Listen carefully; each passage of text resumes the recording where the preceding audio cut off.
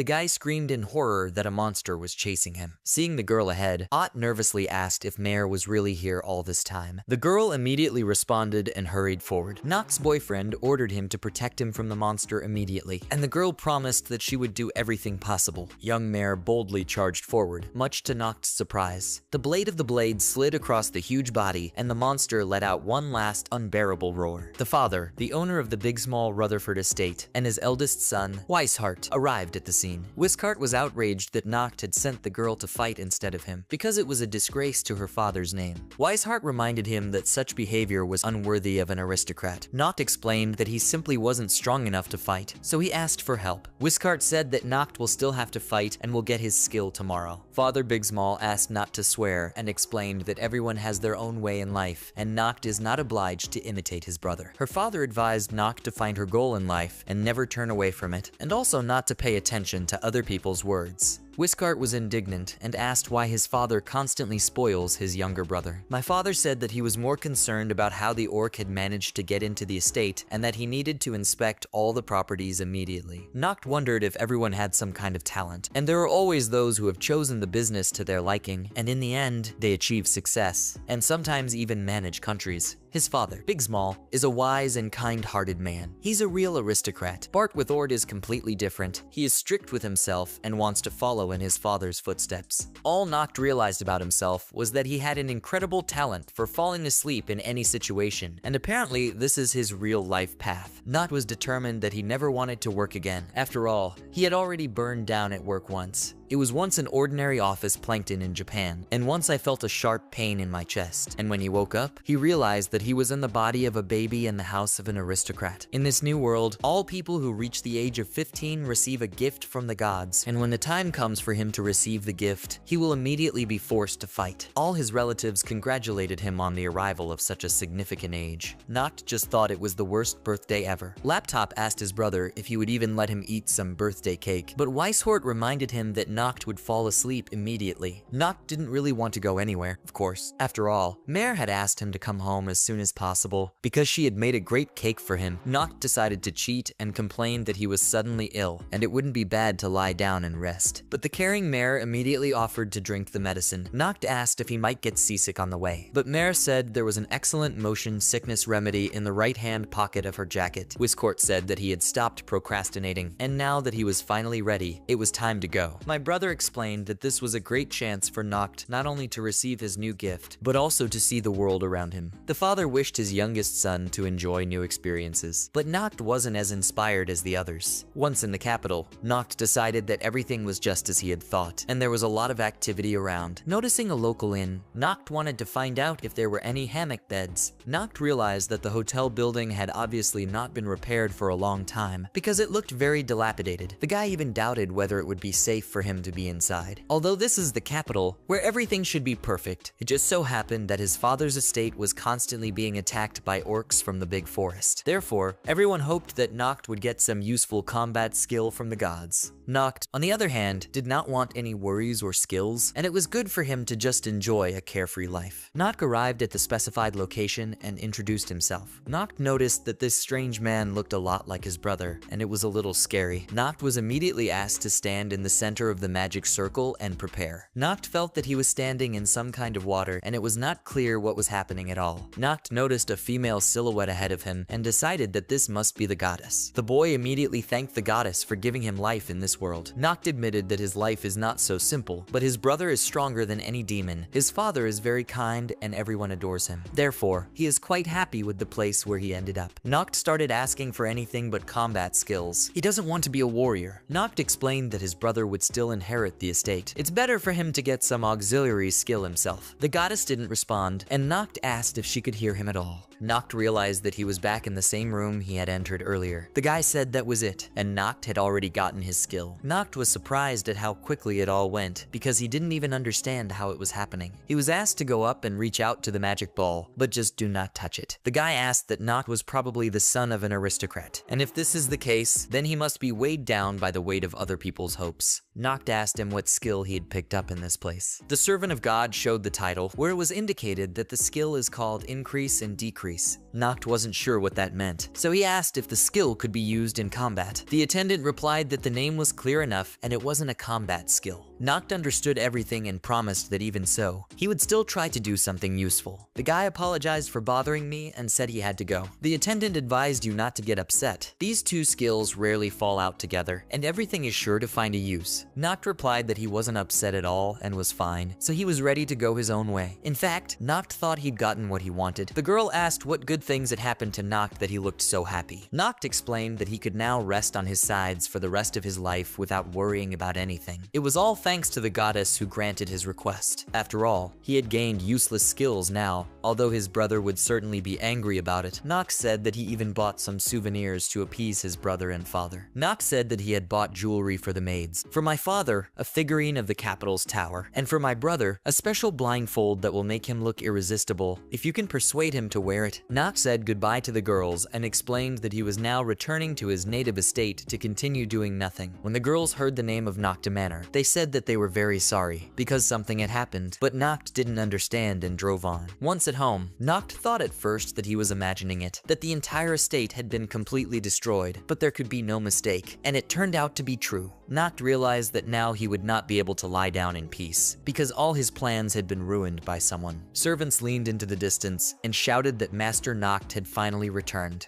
Noct asked Joseph what had happened to the estate in the first place, and who could have done such a terrible thing. The butler apologized for his appearance, because it really is a real nightmare. Joseph said that the estate was suddenly attacked by orcs. A huge army surged out of the great forest, and everything happened very quickly. Noct wondered where an entire army of orcs could have come from in such a short period of time. He asked where his father and brother were, and what had happened to them. The butler replied sadly, no one had found them yet, but the search is underway and no one loses hope. Joseph said that his brother and father bravely rushed to the defense of the estate, but since then 4 days have passed and nothing is known about them yet. Noct was indignant and said that his brother and father could not have lost the battle so easily. Joseph replied that he didn't want to think anything bad himself, but the attack was really terrible. Noct wondered what would happen there, since the manor had always been a good defense. Joseph again apologized and said that there was no new news about the fate of his brother and father. The butler promised that if it was possible, they would definitely find out. Joseph explained that Noct must now take over the reins of the estate. The butler asked what new skill Noct had acquired, since the fate of his entire family might now depend on it. Noct decided not to explain much and demonstrated how a small stone can become the size of a horse with one easy movement. This is his new skill. Noct explained that it was very convenient and easy for him to do. No one was particularly impressed with such abilities, and Joseph asked how it could help in this situation. Joseph and the other servants began to ask what to do now, because the estate was completely destroyed and there was no place to live. Noct realized that they were indeed right in this case, and his skill is completely useless. Noct immediately regretted his choice and thought that he should have asked for a battle skill after all. Noct thought about it for a while and suggested that we go to the neighboring domain for a while, and considering how many people are left, this is quite possible. Joseph reminded him that the flight of the owner of the estate was an unforgivable act, and the death penalty for that, if Noct decides to do so.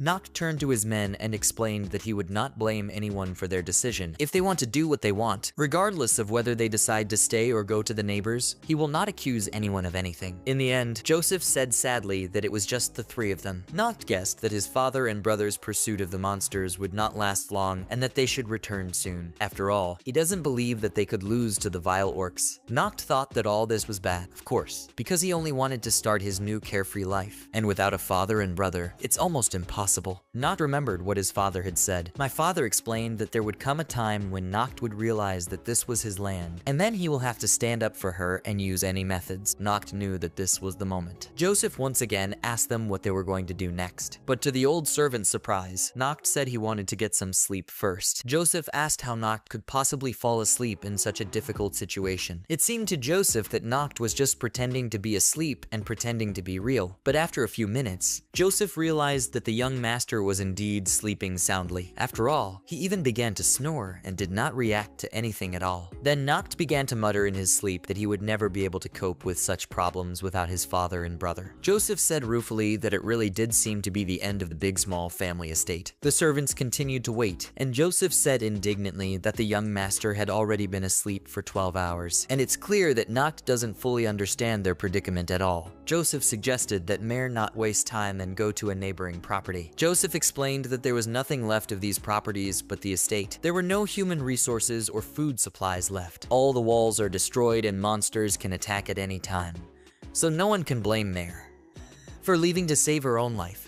Mare knew Joseph was right, but she didn't want to leave. Noct finally woke up and wished everyone a good morning. The young master said that a good night's sleep relieves fatigue, and he feels much better now. Noct admitted that he feels like he's been reborn all over again. Joseph asked what the young master was talking about anyway. Since everything was completely ruined, Mare couldn't help but laugh softly, and Joseph reminded her that this wasn't the best time to have fun. Noct said that he was very grateful that they stayed with him and did not leave their native estate. After all, he wants to return the old life to these lands, and he needs help from them, at least until my father returns with my brother. Noct asked if the two of them were willing to be his mainstay in his affairs. Mare happily replied that she was ready to help with the restoration of the land, and Joseph admitted that he was very impressed by the way Mr. Knot talks about his plans. Mare told Joseph that they should be at the young master's side in such a difficult hour. After all, there was no one else left, and it's still a good thing that the mansion is still intact. Therefore, they will have no problems with safe accommodation and cooking. Noct thanked him for the delicious tea. Then he reminded her that Mare had said the well was fine, too, and so they can safely take a bath and wash their clothes, and at least some pressing problems will not bother them. Noct asked if they had absolutely no food left. Joseph and Mare confirmed their concerns, and explained that they themselves had not eaten anything since yesterday. The girl explained that she had collected everything that could be eaten, but it was very small. Noct was disappointed that there wasn't enough food for even one person. It turned out that almost all the food supplies were taken away by the surviving residents of the estate. Mare said that she was on a diet right now, so Joseph and Noct could eat all the food and she would be patient. Joseph claimed that he was only a butler and wouldn't be able to touch the food that belonged to the master. Noct replied that he didn't want to look selfish and eat everything by himself. Therefore, they should divide the food into 3 people, and although it will not be enough, it will be fairer. Then Noct remembered that he could try to increase the food, and his new skill should help him. Mare was delighted and offered to try out a new ability that should increase or decrease items. Noct applied magnification, and there was indeed a little more food. Joseph and Mare were delighted with the result and said it was incredible. Noct was surprised at his own success, but decided it wasn't enough. After all, he wants to feed to the brim of those who believed in him and stayed to help, and in general, in his place should have been a father and brother, wise and brave people, but it turned out quite differently. Noct thought that this world was simply wrong to think that he was a good ruler. Mare screamed and begged Noct to stop increasing the food, because it was already too much. Mare was afraid for the young master and asked him to wake up. The girl explained that Noct overdid it with the size of the food created. Mare had thanked Noct for his incredible ability, and now they would be able to eat their fill. Noct realized that the 3 of them now had to deal with all their problems somehow. The girl pointed into the distance and noticed that the neighboring properties looked very small from this height. Noct wondered if he would be able to create on his own lands exactly the same beautiful possessions in which people would be happy to live, although it is more likely that he will die from processing and repeat his fate in a previous life. After the terrible events, the Big Small domain was inhabited by only 3 people. The land had fallen into disrepair, and Noct could only rely on 2 of his servants. They were faced with a difficult task to survive in difficult conditions. There was a lot of work to do, and for the first time in his new life, the new owner of Noct found it pleasant to sweat from hard work. Noct admitted that after such work, he sleeps like a baby. Joseph joked that if you knew the spirit of the common people, you would know exactly what it was like to be the new patron of the estate. Joseph was outraged that Noct hadn't actually dug up much of anything, and even he, the old butler, did a lot more work. Mare, meanwhile, prepared dinner and suggested that Joseph and Noct put aside their work and rest for a while they ate. Noct complimented the girl on her lunch and noticed that the food was richly decorated with herbs. Mare explained that she prepared the food according to different recipes to add variety and delight the taste. Mare suggested that we try Mortica enamel first. Noct replied that sesame oil perfectly accentuates the bitter taste, and Joseph reminded that Mamortica helps to reduce the level of glucose in the blood. Then Mare suggested that we try the deep deep-fried mamortica without the dough and breadcrumbs. Noct appreciated this method of cooking and said that he liked the way the bones crunched. Joseph explained that such food allows you to recover well after physical exhaustion. Mare suggested refreshing yourself with pickled mamortica after heavy consumption of sesame oil. Noct replied that the food still tasted a little bitter. Joseph grumbled that spicy food was good for the liver. Noct, of course, realized that Joseph didn't like the food very much either, and advised him not to choke.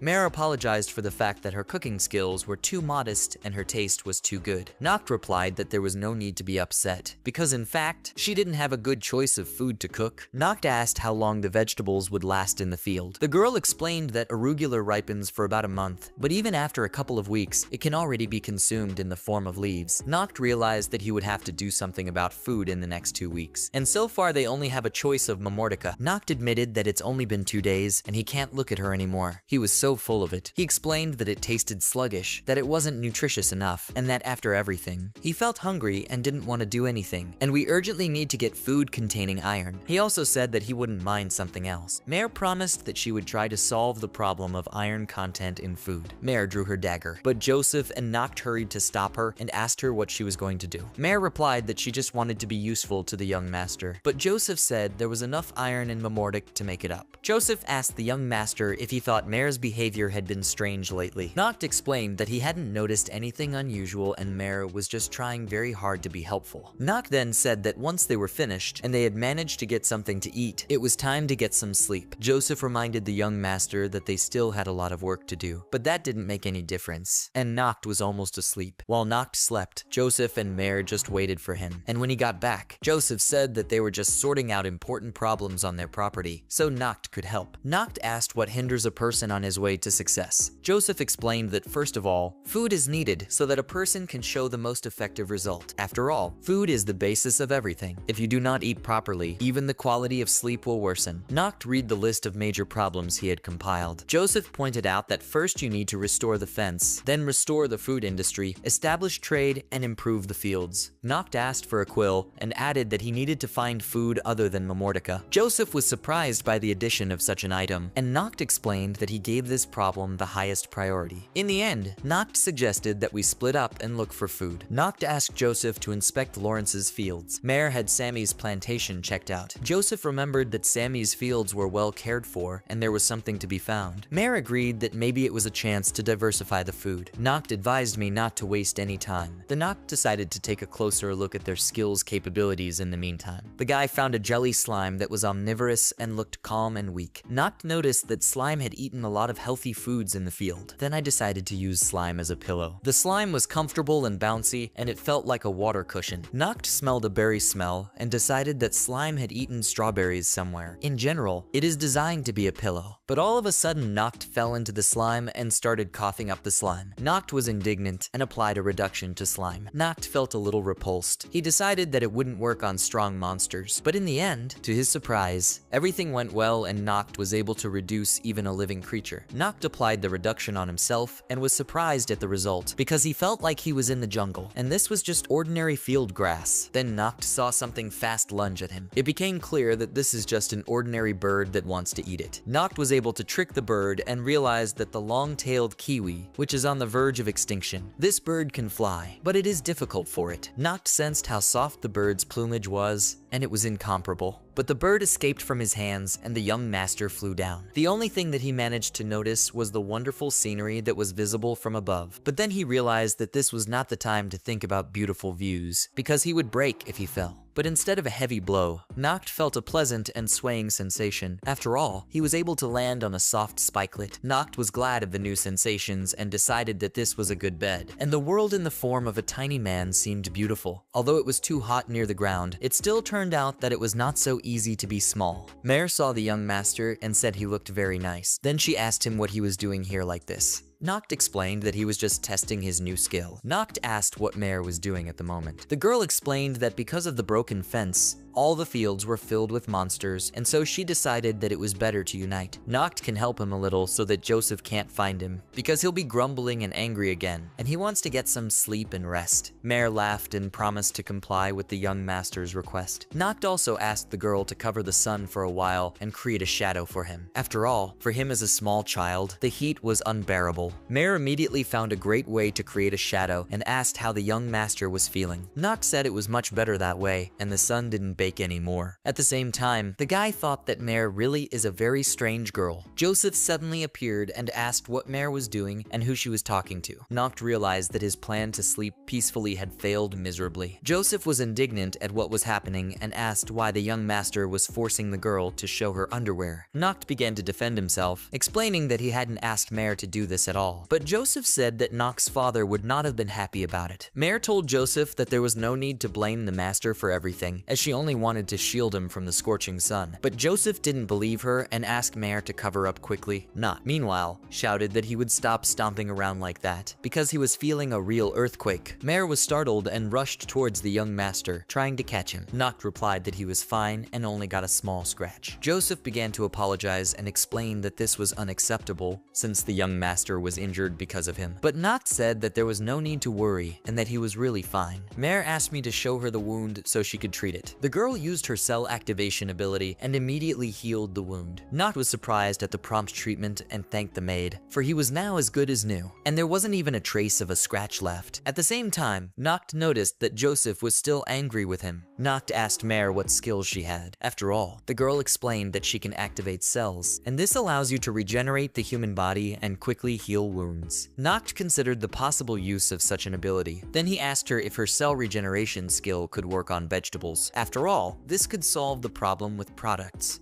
Mare tried her cell growth acceleration skill and happily declared that the plants had indeed sprung up a little. Noct realized that not everything was as simple as he would have liked, but he still praised the girl for her efforts. Young Master's Mare isn't going to bed right now, because they still have a lot of things to do. But Noct didn't listen, of course, and decided that he needed to get some sleep. After taking a short nap, he heard a strange noise that prevented him from resting. It turned out to be Mare trying her best to concentrate while shouting loudly. The girl tried her best to improve her cell activation ability and grow the plant as quickly as possible. Looking at her efforts, Noct was once again convinced that she was a very strange girl. Then he decided that maybe she ate something unusual and it affected her behavior. But Mare didn't give up trying and was happy to see each leaf. The girl said, "I try to persuade the plants to grow big and strong so that the young master will not starve." Mare said that she should pay with Noctu's gratitude for what happened 10 years ago. Noct immediately recalled the incident from a long time ago. One of the farmers was outraged that someone dared to rob his field. Sammy demanded that the culprit be caught and locked up in a dungeon, or he would get to him himself. Father Noct asked that the culprit be brought in and punished, but Noct intervened and tried to explain to Sammy that it was unlikely that the girl had entered the field for fun, and she did it just to survive, so you have to forgive her. But Sammy was indignant and asked how he himself should survive after what happened in the opinion of the young master. Noct promised to compensate the irate farmer for the damage, and to do this, he will sell one of the souvenirs that his mother gave him. Noct asked the farmer if he would accept the offer. Sammy calmed down and said that Noct shouldn't make such a sacrifice. Sammy promised that he would sort out his own problems. Noct thanked the farmer for his understanding. My father asked why Noct had done this and defended a strange thief. Noct reminded them that the Big Small family must protect those they consider their subjects, and so this girl was under his protection. My father asked me what Noct would do if this girl did something bad again. Noct explained that he was confident that this would not happen, and from now on, she would be his personal maid. The father was surprised by this decision of his son, but did not contradict his wishes. Noct asked the girl her name. The girl saw that she was not in any danger, and gave her name. Noct immediately explained to Mare that he had an important job for her, and now she would have to steal. Noct said Mare would have to prepare the bed for him. Then he asked her if she could handle it. At that moment, everyone was extremely surprised by the young master's action. After all, he had saved a little girl whose days were practically numbered in this world. Mare said it was her turn to take care of her master. She tried to grow an edible plant as soon as possible and was indignant why it could not be done quickly. Mare was upset because she couldn't do anything at this very moment. When the young master needed her help, she decided that her existence was simply useless if she couldn't do anything to help in such a difficult situation. Noct watched the girl and realized how much she was trying to help him. Noct remembered the words of his father, who had always reminded him to protect his people by all means necessary. Noct immediately began to think about how he could become a worthy heir to his father and be a good ruler for his people. Mare noticed the young master and asked why he was awake. Noct asked her, without explaining anything, to try her skill on the plant again. The girl made another attempt to activate the plant cells, but the result remained unchanged. Noct decided to help her and quietly applied his magnification skill.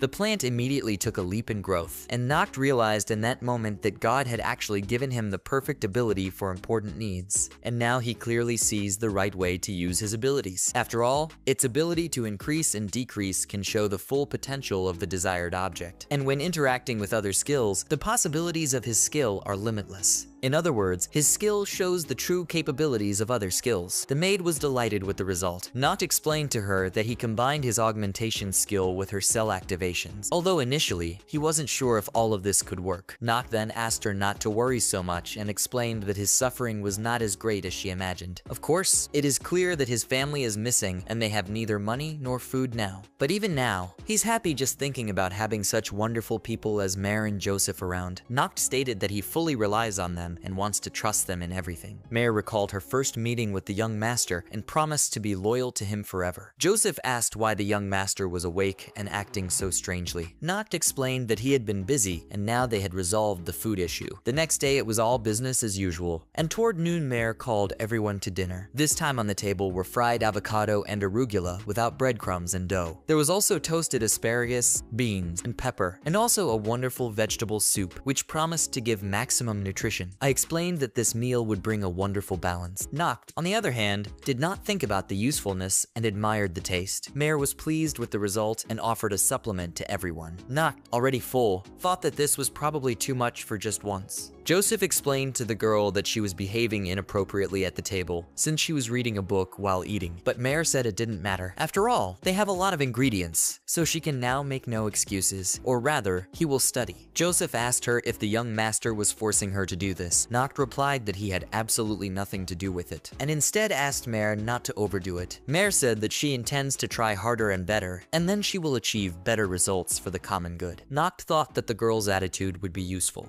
Noct then said that vegetables were fine, but he would like to eat meat already. Mare immediately exclaimed that she would do it very quickly, but Joseph, frightened by the sight of the blade, asked Mare to stop joking like that. Noct decided to start restoring the estate and used an earth shield. In addition to skills, there is also magic in this world. There are 6 elements in total: fire, water, wind, earth, light, and darkness. Noct was gifted with a talent for earth and fire magic. Noct created a fireball and rejoiced at the result. Mare praised the young master for lighting the fire and called him a capable disciple of the fire god. Noct replied that starting a fire in the furnace was the easiest task for him. The water quickly warmed up and Noct thought that it had been about a month and a half and he could finally enjoy a hot bath. The young master thought that it was a real spiritual joy to lie down in warm water. Joseph, on the other hand, continued to grumble as usual. Noct paid no attention and enjoyed the view of the shining water and the endless blue sky. The guy asked what else is needed for complete happiness. Joseph was surprised and asked if there was nothing else needed for the young master. Mare admitted that personally, she would not refuse chamomile or apple flavor, and she really wants to put on a sweet, fruity smell. Joseph said that he would really like to see perfectly without the help of glasses. After all, now his lenses are very fogged up, and he always needs to look for something to wipe them with. Noct asked me to calm down and stop daydreaming about the impossible, because it will only make things worse. But Mare explained that there would be a sale tomorrow. Noct replied that he did not understand what was being said. Joseph explained that to be more precise, the merchant Raphael was coming tomorrow, and he had a good relationship with the young master's father. Mare exclaimed that this is an incredible person from whom you can order anything. But in the past, Noct always missed his visit because he went to sleep in the afternoon. Noct became interested in the merchant's arrival, and then he said he wanted to buy a memory pillow from him. Mare wanted to buy chamomile scents, and Joseph reminded her about eyeglass wipes. Everyone decided that these things would make their lives much more pleasant. Noct asked the merchant Raphael that he was probably tired after a long journey. I suggested that he start with lunch and then, if he wanted to, take a bath. Raphael asked Noct if he was the new owner of the land. Noct introduced himself and explained that in the absence of his father and brother, he was in charge of all the estate's affairs. Raphael greeted the new lord and rightful successor of these lands. Noct was surprised by such measures because he had never never encountered such a thing before. Raphael said that he got along well with his father from a long time ago and did a lot of business together. And even now, many years later, he always uses the advice of Father Noct when trading. Noct could smell Raphael's pleasant peppermint scent, and the merchant apologized for talking too much about himself. Then Raphael suggested that they get down to business quickly and asked if they would like to buy something from his belongings. Noct thought that this guy was incredibly elegant and pleasant to do business with. Raphael explained that they can ask for anything, and he has everything they want for each person. Noct asked me if everything I needed was in one suitcase. It occurred to him that the merchant might not have the pillow he'd been looking for. Joseph wasted no time in asking about the glasses napkins. Merchant Raphael has his assistant perform a drum roll. Then he solemnly took out of his suitcase a beautiful napkin for Joseph's glasses. Mare stated that she wants to get chamomile flavoring. Raphael immediately granted her wish and immediately took out the same chamomile fragrance from the suitcase. Noct asked for a memory pillow and explained that the slime pillow wasn't comfortable at all. Merchant Raphael considered the young master's request. Noct decided that they certainly didn't have one. But suddenly, Raphael again asked his assistant to perform a drum roll.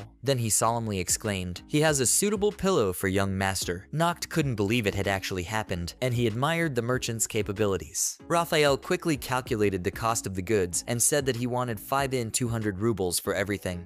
Noct quickly counted his coins and replied with a disappointed expression that he didn't have the required amount. The merchant Raphael replied that in this case, you need to make a choice, either a pillow or chamomile fragrance and a napkin. Noct overcame his desire and made the difficult choice to buy the things they needed for his subjects. This evening, the young master could not sleep a wink because all he could think about was that beautiful pillow. Noct then decided to visit the merchant in his tent. Raphael said that it was not necessary to do this and you could just call him. Noct explained that it was all an accident and he was just passing by. The young master offered to sell fresh vegetables to the merchant as well as use the beds in the mansion. Noct thought about it and added that this service would only cost 3,000 rubles. Raphael declined the offer and explained that they were already used to such an overnight stay. Noct was disappointed that his ruse had failed. Then he offered to use the bathroom. The young master said that he had only recently created it, and therefore there would be a special offer for Raphael. And you can use the services of a bath for just 3,000 rubles or in exchange for a pillow. Raphael looked visibly sad and asked if Noct really considered his destiny to be in the future. The second point is the creation of a bath. The young master pondered the merchant's words and replied that the creation of the bath was rather the will of heaven. The merchant replied that if that was the case, then he had no intention of going to the manor again. Raphael's assistant asked me to turn out the light and a cigarette, since it was long past bedtime. At parting, the merchant refused the opportunity to take a bath, citing great fatigue. Noct was saddened by his failure and couldn't understand why Raphael was no longer going to visit him at the manor. At the same time, I could still smell the pleasant mint smell coming from the merchant, but then Noct thought that the smell was coming from some monster, and it was clear why Raphael had always been wary. And if he enters the bath, he will be defenseless against a possible threat. Noct scanned the area and saw only a small slime. When Mare and Joseph heard the news, they were upset by the merchant's decision not to visit them again. Noct explained that apparently Raphael decided not to when he saw the monsters in their fields. Moreover, there are no residents with whom you can trade. The young master said that their land is incredibly dangerous. They don't even have a fence. Therefore, no one will come to this place to trade. Noct apologized to Joseph and Mare for setting the wrong priorities and building the tub. After all, it was necessary to do something useful first. Joseph agreed that it would be very bad if Raphael did not visit them again. After all, the merchant is a very important link. And if trade with it stops, then their lands will completely stop developing. Noct realized that if he did, he would never be able to buy the right pillow. The young master said that they would definitely build a good fence so that Raphael could visit them again. Mare asked if they could do it with just the three of them. Noct asked me to trust him and explained that he had a good plan. Joseph applied the ability to increase muscles and easily began to carry huge weights. Noct admired his butler, who turned out to be a true titan. With its help, it was possible to build as much as 10 meters of fence in 1 hour. Noct realized that, unfortunately, they would not have enough time and resources to complete the fence before morning. Although initially this plan seemed perfect, Mare asked if she should help Joseph too. Joseph admitted that after such loads and spilled sweat, a bath for him will be especially pleasant. Noct pondered the butler's words, and Mare didn't understand why the young master was so interested. Noct then told Joseph that he had the perfect idea. Meanwhile, the merchant Raphael asked Pico's assistant to wake up, as it was time to get ready for the journey. Pico said good morning to his master, and Raphael asked him to collect his drumsticks. The kid collected his chopsticks and promised to get ready quickly. Raphael remembered that Mr. Rutherford had done a lot for him in the old days, and he would be very happy to help him with any problem. But it's hard to look at his ruined land, and it's much worse than he expected. And it is not clear why his youngest son Noct is creating a bath in such a difficult situation. And most likely, for this young guy, the burden of the ruler is too great. And even without fences, this place can hardly be called some kind of possession. Raphael apologized to Pico for bringing him to such a dangerous place, and promised not to do it again. When the merchant got out of the tent, he thought that he was still sleeping, because it was hard to believe what he saw. Raphael said that it was simply impossible for someone to create such huge walls overnight. The merchant tapped on the wall and realized that it was incredibly strong and would provide excellent protection. Mare informed the dozing Noct that Mr. Raphael had already arrived. The merchant was surprised and asked how it happened and where such a powerful wall came from. Noct explained that he just combined his skill with earth magic, and they were a little lucky to be able to finish it before morning. Pico said admiringly that it was just an incredibly handy skill. But Raphael thought that it was not as simple as it might seem at first glance, and the cost of forces for such work should be enormous. After all, it is impossible to easily do a job of this scale in such a short period of time. Raphael asked why Noct didn't want to postpone such a difficult task until tomorrow, because it was more logical to just rest at night. Noct replied that tomorrow might be too late. Noct thanked Raphael, because it was thanks to him that he got his priorities right. And his settlement was really too dangerous. Therefore, I don't want to think that it is impossible to protect it. Merchant Raphael said that Noct really understood his purpose. Then the young master offered to show the merchant something else.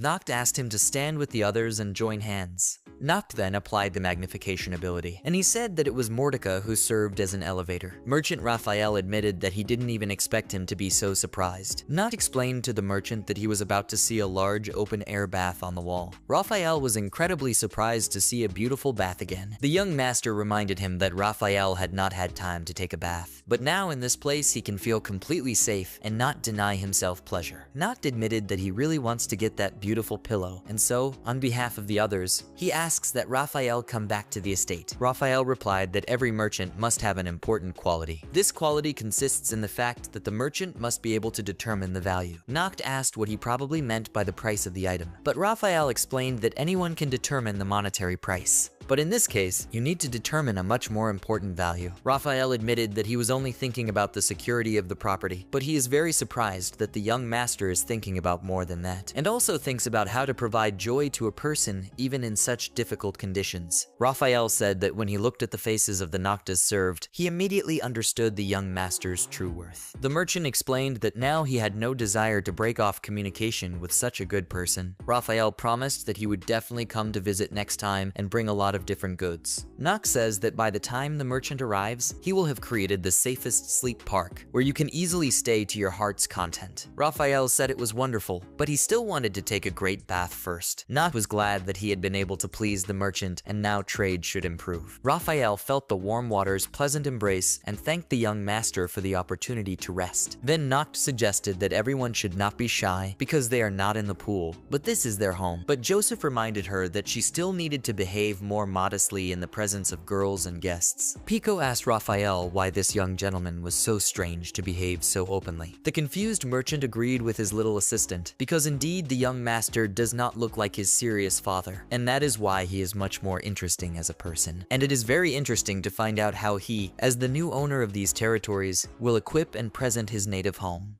It had been a full month since Noct had started rebuilding his domain, and thanks to his joint efforts with Mare, he managed to solve the food problem. Noct, using his land magic and skills, was able to rediscover the walls and protect the manor. Therefore, the merchant Raphael promised to continue to trade with him. The young master thought about the next step in the development of his settlement, and his goal was to replenish the human resources that were sorely lacking for the settlement. Mare reported that merchant Raphael was approaching in the distance, and he was in high spirits, and along with it go new migrants migrants for settlement. Noct asked the merchant Raphael for help in this matter. To do this, Noct used his skill to increase the gems and half of the revenue from which he received as compensation. Raphael was happy about the deal, although the young master decided not to abuse the power of his skill. He was immensely happy about such circumstances and declared that now the revival of their estate can be considered full-fledged, and Noct hoped that when things got better, he would finally be able to fully loaf around and sleep as much as he liked. Noct met Raphael and greeted him, then asked how he was doing. The merchant said that he had brought 4 migrants and, as usual, asked Pico's assistant to play a drum roll. Noct was surprised and wondered if the merchant had decided to take the migrants out of his suitcase. But in reality, Raphael took out a special souvenir from the capital and presented it to the young master. More migrants emerged from the wagon, and Noct was surprised to see that they were real beastmen. Raphael explained that there was no need to worry, and these beastmen weren't ex-slaves. Noct replied that in any case, these beastmen were still subject to unequal rights and various condemnations. After all, their eyes are full of sadness, which clearly shows what they had to go through in the past. Noct greeted the new residents of his settlement, then he asked them their names. The older woman introduced herself as Olivia, and the little girl, very embarrassed, called herself Kuklua. Noct explained that he was the owner of this estate and was glad to meet you. Another migrant said that Noct was too small and young to be a feudal lord. There were 2 migrants, and judging by their conversation, they were relatives. Noct, because of their height, decided that they were children and suggested that they quickly go down, because it was too dangerous to be at a height. The migrants immediately jumped off the wagon, and Noct realized that they were actually dwarves, and despite their small stature, they are already completely grown up. The dwarves explained that they hadn't been adults for very long, and that they were 121 years old this year. The dwarves gave their names to Rog and Gilna. Noct was surprised to see the ground give way beneath them as they jumped down from the wagon. Gilna was outraged and said that they have a completely normal average weight for their age. Joseph immediately reminded the young master not to use such sloppy language in the direction of girls and not to forget about manners. Noct immediately apologized for his tactlessness and promised not to do it again. Gilna explained in turn that it was their weapon that was too heavy and therefore had such an effect on the ground. Merchant Raphael said that in fact, there were quite a lot of people in the capital who wanted to migrate to this estate. But these dwarves' family was involved in the construction of the capital's tower, and they are first-class carpenters who will help with the construction of the estate perfectly. Noct admired the dwarves' abilities, for the Tower of Light was truly outstanding. The young master wondered why such first-rate craftsmen would come to live in his manor. Gilna calmed her noisy brother down and explained that they just wanted to take a look at the world around them, so they decided to leave the capital. Noct still didn't understand the true reason for the dwarves' arrival, but one thing was clear: they did have their own motives, and thanks to their abilities, they will be able to restore the houses in the estate and improve the settlement. The young master confessed that he had seen the capital's tower before, and it was really tall and beautiful. The dwarves said they could build small structures as well, and all their work is a divine act, which they are happy to perform. The young master was surprised by the sight of these small people's huge weapons and realized that they really liked big things. Rog said that the design of the capital's tower was developed by his sister, and then he suggested that we look at the model that was used to build that tower. Noct was surprised by the quality of the design of this model, because it looked perfect. Noct noticed how happy Gilna was and decided that this was a great sign for further cooperation. The young master admitted that he was really impressed when he saw the capital's tower live, because he had never seen such a huge and impressive structure before. Then Noct noticed that Ghislaine's expression changed a little, but he didn't know what caused it. The young master said that he really admired how it was possible to create such a huge tower thanks to such an accurate model. Gilna irritably asked not to talk about it anymore. Noct noticed how quickly the girl got angry with him, and he promised not to touch the subject again. The young master then once again thanked all the new tenants for choosing to continue their lives with him. Noct said that he wants to start by introducing you to the situation and talk about the guarantees that it provides. The young master promised to give each resident a 3-month supply of food, provide housing and work fields, and give out tickets to the open air bath in the amount of 5 grand each. Olivia asked me to clarify what exactly is meant by a supply of food. Noct replied that this was not a problem for him and immediately demonstrated his ability to increase. The young master explained this is how his skill works. However, unfortunately, he has to apologize because he can only provide vegetables from the food so far. Noct noticed the doll's fangs and wondered why it was so suddenly animated. The beastman girl raced forward as Noct tried to figure out what she was up to. Then Noct was surprised at how strong the doll was because it easily tore the vegetables out of the ground. Kuklua asked the young master if he could increase these vegetables. Olivia asked Kuklua to behave more modestly and not do such things again because it is rude to demand demand something from the young master. Noct said that it is not necessary to worry and it is absolutely not difficult for him, and then easily increased the desired vegetable. Kuklua was delighted, and Noct was glad that he was able to please the young girl so much.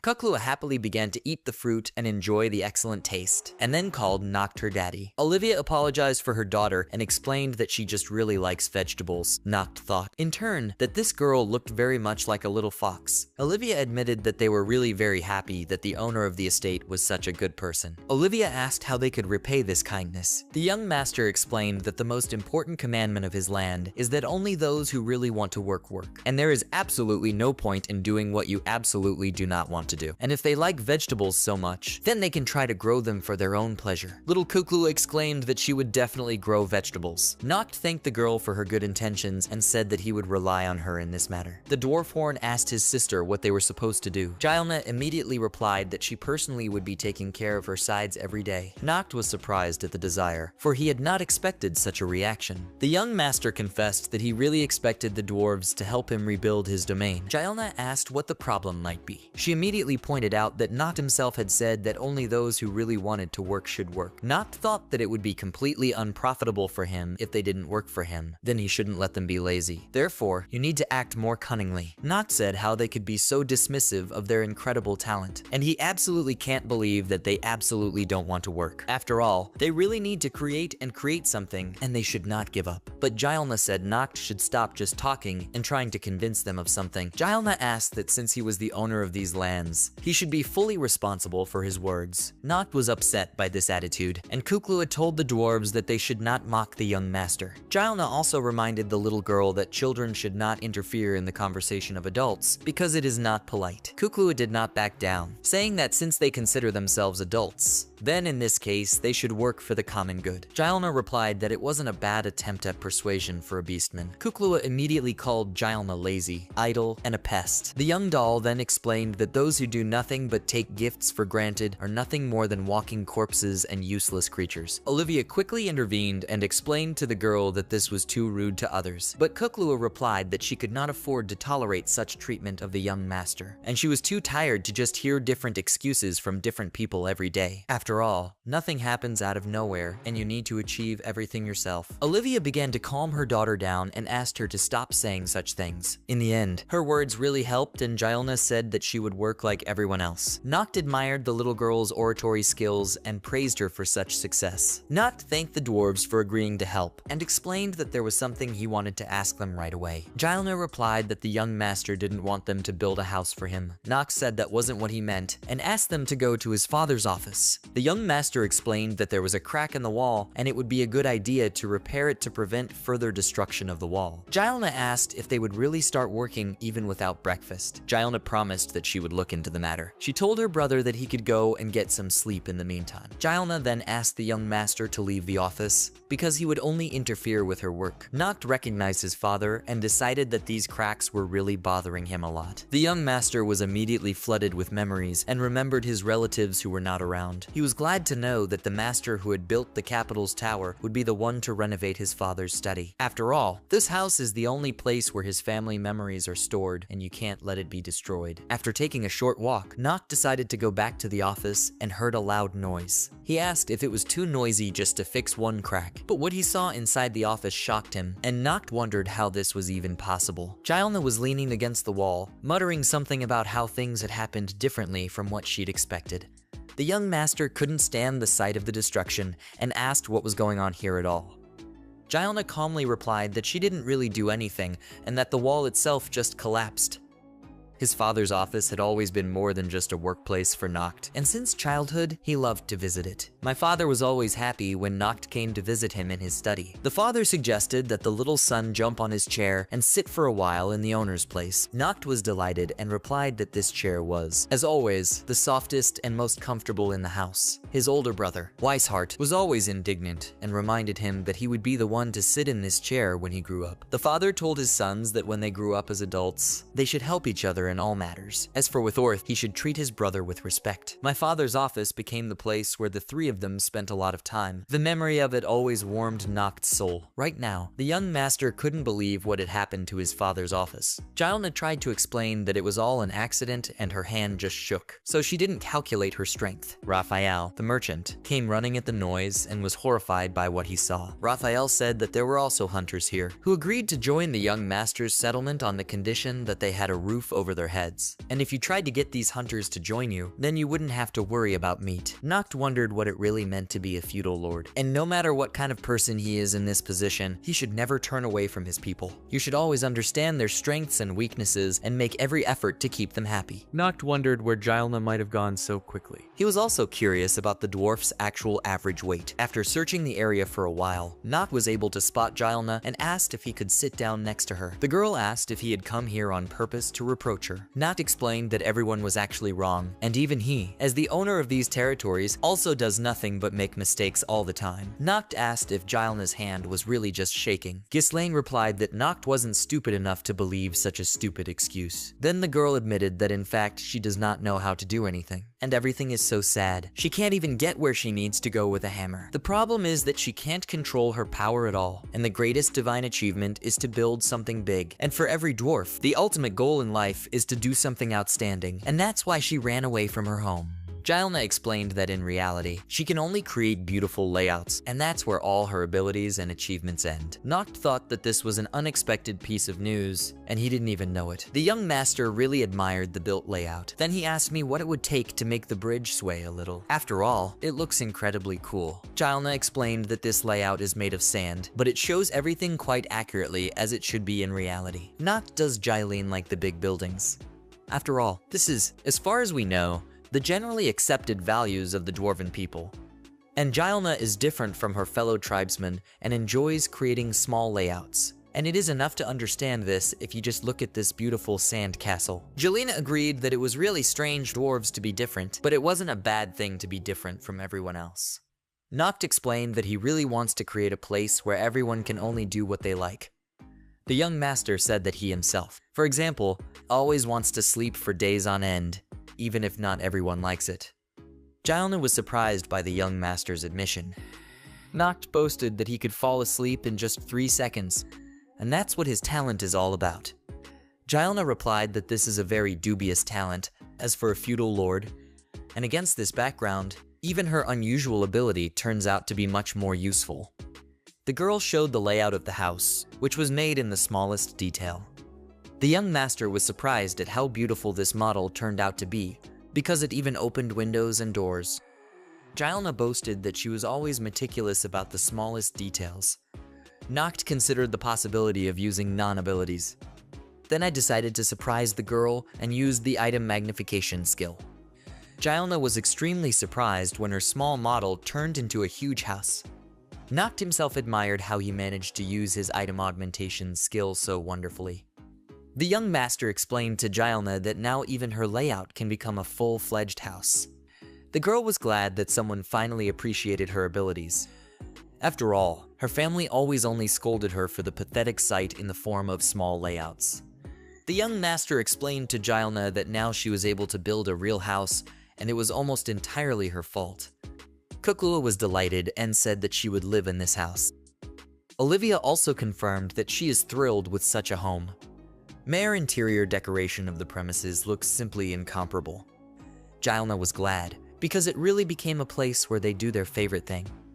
Noct, as usual, started looking for a bed in his new home first. Gilna told his brother that it was indeed the right decision to come to these lands. A few days later, young Master Noct decided to diversify his occupation and went hunting. As Noct gave chase, he thought that he had finally caught the rabbit, but at the last moment he failed. Luz and Greg asked what the young master was doing. Noct realized that hunting wasn't his best side and said that he left it up to them. Luz immediately applied the vision enhancement skill and then added the accurate shot skill to it. Greg's goal was achieved, and they were able to kill 2 birds with 1 stone. Luz replied that everything didn't happen exactly as she wanted, but the main thing was the result. Greg reassured his colleague and said that everything went according to plan. Noct added that this was not what you would expect from real hunters and praised them for their excellent work. Greg then spotted a honey hive and used a fireball to neutralize the aggressive bees. Luz fixed her gaze on the deer, which happened to be right next to her. Noct admired their skill and said that in this case he relies entirely on them. Thanks to Gilna, Noct's domain became much more beautiful and comfortable in an instant. As we have gained a lot of new wonderful buildings, there were also 2 new residents who were experts in the art of hunting. Luz is a skilled elf, and Greg is an experienced adventurer. When they were done hunting, they both boasted of a good catch, thanks to which everyone can eat fresh meat. Noct was glad, for he had been dreaming of eating meat for a month and a half. The sight of vegetables alone made him sick. Luz and Greg said they were going home now to make something delicious and fresh out of the meat. Noct was a little disappointed, for he had followed them out to hunt in the hope that they would immediately cook the meat and eat it. The young master offered to eat in nature, because there is a beautiful view around. Luz agreed with Noct's reasoning and also admired the view. Greg said he would call the other residents to lunch in the meantime. Noct said that Greg had better stay and start a fire, while he went down and called the others. When everyone was gathered, Noct felt happy, because everyone was busy with something interesting and important, and together they were a friendly team. The meat smelled wonderful, and Noct wondered if this was the pinnacle of bliss.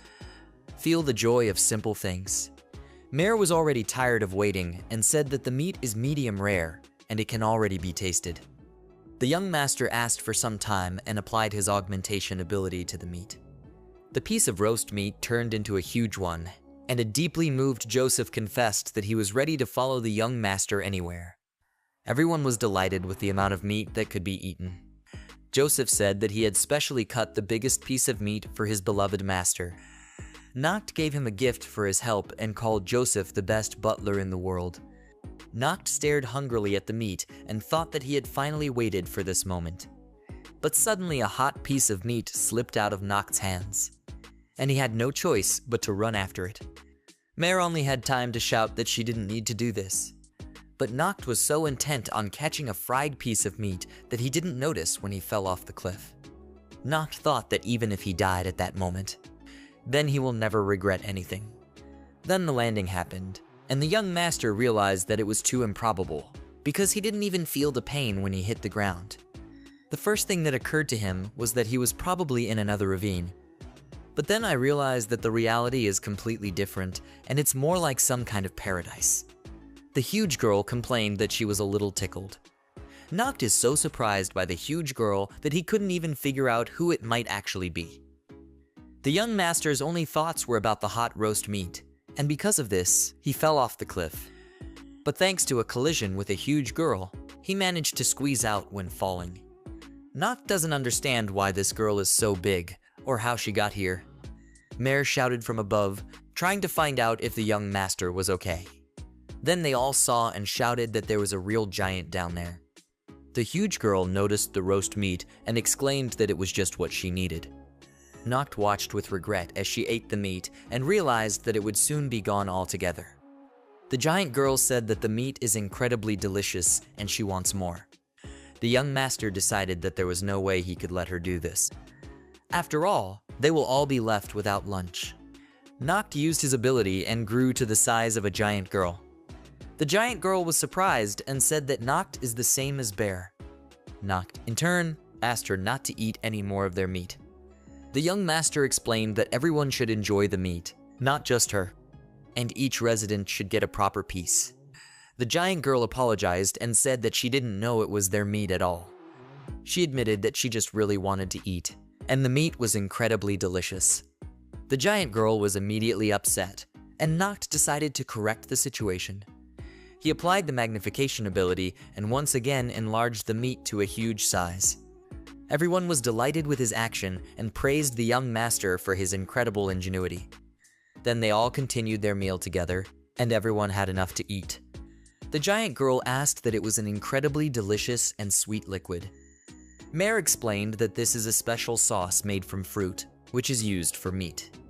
The giant girl knew that this was her first time eating such delicious food and asked her to add some more sauce. Noct asked her if this was her first time eating meat. So what had she been eating all this time before they met? The giant girl said that she had to eat different things, when fruits, when animals, and sometimes monsters. Noct was surprised that even monsters had it. Merchant Raphael says it's a girl from the giant family. He explained to the young master that their name justified itself. And giants, judging by the stories of witnesses, are very big and brave creatures. Young Master Noct realized that since it was a giant girl, she had been absorbed by the local monsters. That means she unconsciously, but still protected his possession. The giant girl continued to enjoy her meal and constantly asked Noct to increase some of the food. The young master did not refuse, and he himself was happy to watch the satisfied giant girl. As a result, the lunch ended with everyone's joy at the food. Everyone was full and satisfied, but only the young master thought that he was incredibly tired. Mare said Noct looked extremely tired and exhausted. The young master admitted that he really feels sluggish and probably overdid it using his ability. Then Noct announced that it was time to return home and said goodbye to the giant girl Birdna. The giant girl was visibly upset to see the noisy group walking away. Birdine didn't want to be alone again because she was tired of being alone. She told the young master that she wanted to go with them. Noct was surprised by the giantess's desire and asked if she really wanted to live in his domain. The young master decided that it was not in his power to take care of this huge girl. Noct said she shouldn't do that, because her family would be worried about her if she left. But Burbina was indignant and began to shout that she wanted to go with everyone. Noct was afraid of the giant girl's anger and asked her to calm down immediately. The young master explained that he didn't mind her living with them, but that there would be a lot of problems with her size, and maybe he will try to reduce it a little. Noct asked Birdine to relax and not fight back. In the end, everything went perfectly and the giant girl got a normal size. Birdna, once in the settlement, admired the quality of life of local residents. Noct explained that it was all owned by the Big Small family. Birdine was delighted with the new sensations and admitted that being small is very cool because she can afford to enter any house. Noct pondered after bringing the giant girl back to his house after the barbecue. He couldn't figure out if he had done the right thing and what would happen to her family now. Noct also noticed that when he applied his ability to Birdine, there was no such rejection as in the case of slime, and it was probably the fact that the girl herself was not against her reduction. Then he decided that if Birdine suddenly wanted to, then he would just return her to the reverse state and there would be no problems. After that, the young master confessed that he was very tired and would go to bed. Birdine shouted that she wanted a tour of the settlement immediately, but Noct said he wouldn't do it until tomorrow. In the meantime, Mare advised Birdine to take a bath and get rid of the dirt. Olivia added that it would also be nice to change into something fresher. Birdine didn't really understand what they were saying and asked what a bath was. Noct suddenly woke up in the night to feel a pleasant softness in his hand. He thought it was a beautiful pillow, and how he had never noticed it before. But when the young master opened his eyes, he realized that Birdine was lying next to him. Birdine said good morning to the young master as if nothing had happened. Noct was surprised and tried to figure out when this girl had ended up in his bed so unobserved. But Birdine was completely at ease and looked pleased. Mare greeted the young master and said that she had brought him some fresh fruit that she had picked. Noct and his governess didn't know what to say about the whole ridiculous situation. Mare got angry and asked if the young master wouldn't even make excuses for what she had just seen. Birdine was glad when she saw the fresh plums, and before Noct knew it, the girl was dragging him out of the room. Mare's indignant shouts were immediately heard from behind as she tried to remind Birdine of her clothes. Noct asked Birdine where she was taking him so quickly. She reminded him of how he had promised to give her a tour of his estate. On the street, they were met by Olivia and Kuklua, who happily greeted the young master. Noct showed Birdine the vegetable garden where the little doll grows a variety of vegetables. Kuklua immediately praised the huge root vegetable that grew thanks to her efforts. Birdine saw such a vegetable for the first time and asked what kind of tree root it was and why it was so white. Noct explained that they weren't tree roots at all. The young master was surprised that the giants knew absolutely nothing about vegetables. Noct explained that if you eat vegetables in moderation, they are very tasty and healthy. Kuklua confirmed Noct's words and suggested that Berdine try this vegetable herself. Berdine agreed and said that she really liked the sweet taste. She asked what kind of fruit it was. Kuklua replied that it was not a fruit, but a vegetable called daikon. Berdine said that the Kuklua vegetables are very tasty and she is glad that she tried them. The young master praised the little girl and said that this was the reward for her efforts. Kuklua replied that this was exactly what she was hoping for, because she wanted to grow her vegetables with love. The young master asked Berdine if I really liked the daikon so much. After all, she ate it in a matter of minutes. The giant girl admitted that she did not like the vegetable, but rather liked to eat with everyone else. Kuklua was also not far behind, and as she ate the daikon, she said that she was satisfied with its taste. Berdine explained that the real pleasure of eating isn't alone. The young master recalled how hungry the girl was when they first met and how shabby her appearance was. It was also obvious that Berdine didn't know anything about the kitchen. Noct wondered if she had been alone all this time. And he even reminded her that her family would be worried. So it wasn't even worth mentioning, because it must have made her feel sad. Kuklua said that everything happens in life and nothing can be done. Then the young gardener invited the giant girl to try her pumpkin. But a strange sound broke the sweet communication and everyone was sharply alerted. The young master asked what that terrible howl was and if it was really a silver moon. Silver moon is a wolf with blood-red eyes and dazzling silver fur. Such a wolf is an extremely dangerous inhabitant of the Great Forest, although it shouldn't have come so close to Noct's domain under any circumstances.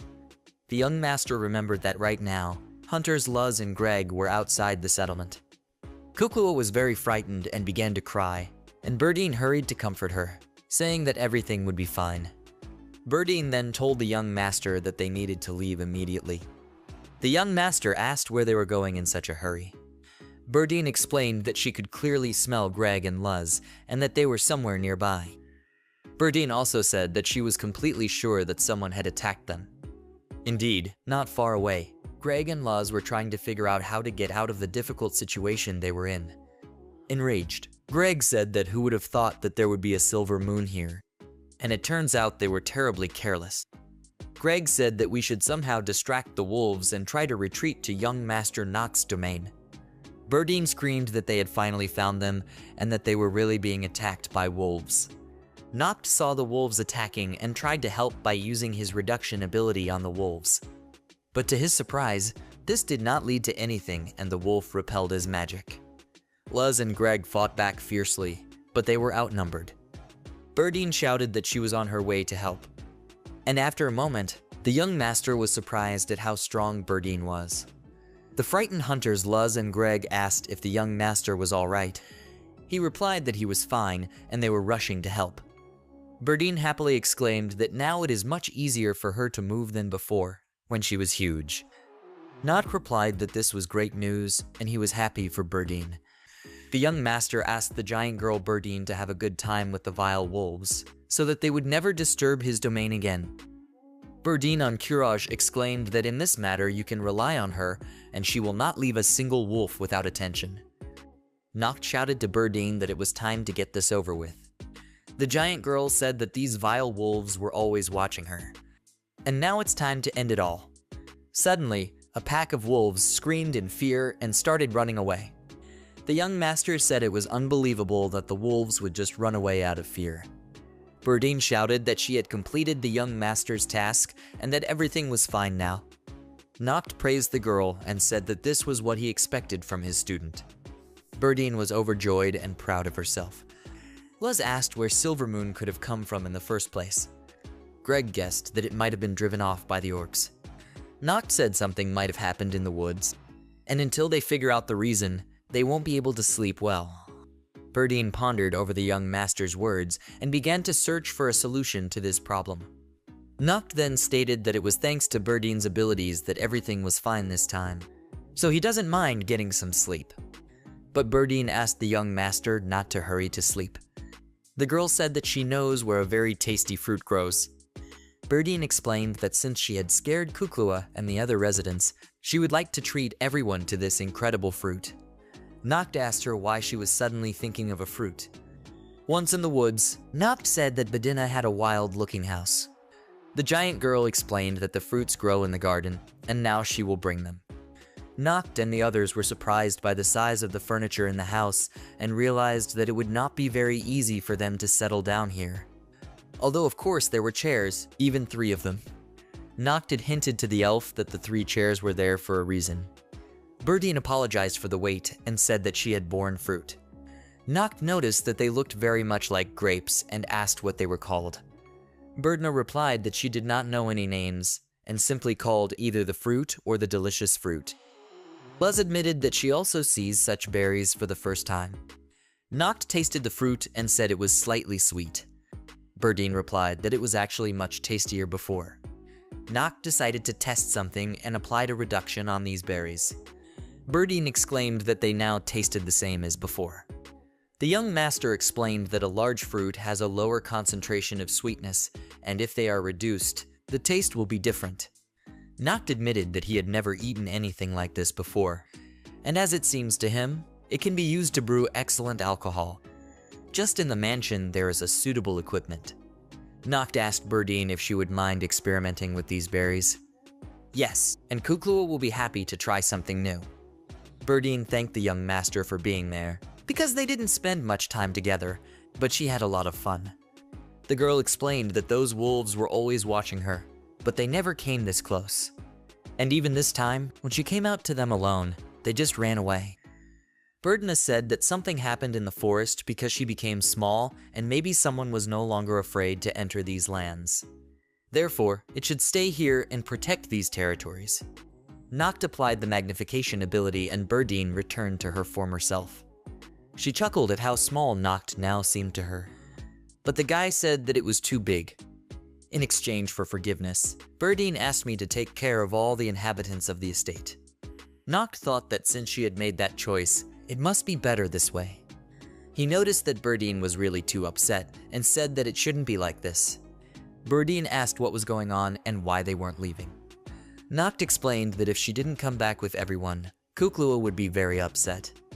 Berdine reminded them that if she was with them, it would be dangerous, and maybe next time, she won't be able to protect them. Noct promised that if there was any danger, he would protect all the settlers himself. After all, it is his duty as the ruler of these lands. Noct asked the giant girl not to worry about anything and offered to go home with everyone.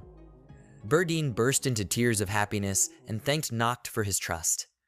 Berdine shouted that they had forgotten about souvenirs and took a whole bunch of strange berries with her. Noct immediately reduced them to make it easier to carry and everyone was ready to go. Noct suggested naming the fruit, since it doesn't have a name. After all, it is inconvenient when there is no name at all. And since Berdine found it, then she should come up with a name for it. The girl thought for a moment, then exclaimed that she would call him Nadir. Noct praised the good idea of using syllables from his first name, because it is really convenient. Berdine admitted that she is happy with the title and is happy to be together with everyone.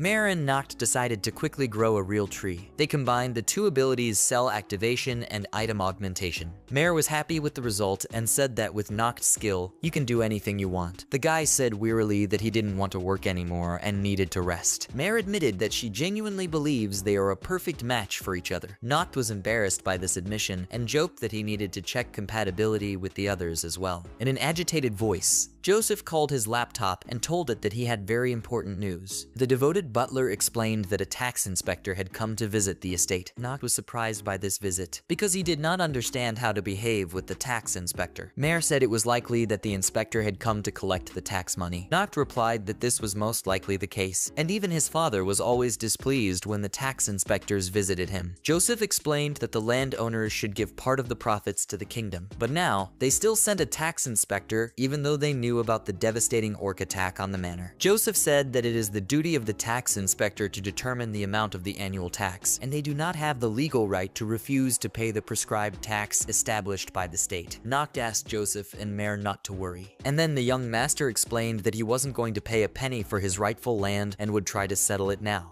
Noct greeted the tax inspector solemnly and asked if the inspector was probably very tired after a long journey. The young master then formally introduced himself and explained that he was currently managing the estate, and so he wants to ask the tax inspector to exempt them from the tax for this year, as they are engaged in rebuilding after the orc attack. The tax inspector asked why the lord of these lands bowed so shamefully to the floor, and does he have absolutely no pride? Noct explained that if it would protect the quiet lives of his people, he was willing to make such sacrifices regardless of his pride. Then the young gentleman noticed the dirty shoes of the tax inspector and offered to fix it immediately. The tax inspector admitted that she had indeed heard about the attack on these lands, and she would like to know more details about this incident. Noct briefly explained the whole situation, as well as how difficult it is for them to engage in land restoration. The tax inspector knew that the residents had done a really great job, but she can't understand something and would like to clarify some points. The tax inspector asked where such huge walls around the estate came from. Noct explained that they were built by all the residents. The girl inspector asked what it means in this case. The recovery is successful. Noct agreed with this comment and added that they are still not ready for export, and now they are engaged in providing for their own needs. Although in the future, he is certainly considering the possibility of supplying unique goods from his lands. Noct suggested that the tax inspector try the wonderful fruit nadir. The strict girl admitted that it was the first time she saw something like this, but at the same time she was interested in the unusual appearance of the mysterious fruit. The tax inspector agreed to try this product and carefully took a bite of the fruit. The tax inspector replied that the taste is very sweet and juicy, as well as this fruit has a wonderful aftertaste, and it seems to her that it relieves fatigue and headaches. The girl once again assumed the image of a strict tax inspector and continued to listen to the young master. Noct explained that they are considering growing such fruits and making sweets, as well as producing their own alcohol. The tax inspector was surprised at the prospect of such production. Then, after some thought, she said that she was willing to take into account the current state of affairs in the manor. This is why I am ready to exempt these lands from paying taxes this year. At parting, the tax inspector said that she wanted to warn the young master. The strict girl explained that Noct should be careful, because it is very dangerous when all important things depend on only one person. Noct thought that this girl had hit the nail on the head and really had good insight. The tax inspector said that a country that relies on the power of one person will sooner or later be destroyed. Mare said that this girl gives the impression of being a scary person. Well, the young master did not agree and called the tax inspector a kind girl. Noct said it was really wrong to rely on his skill alone for everything, and if something happens to him, it will ruin everyone else.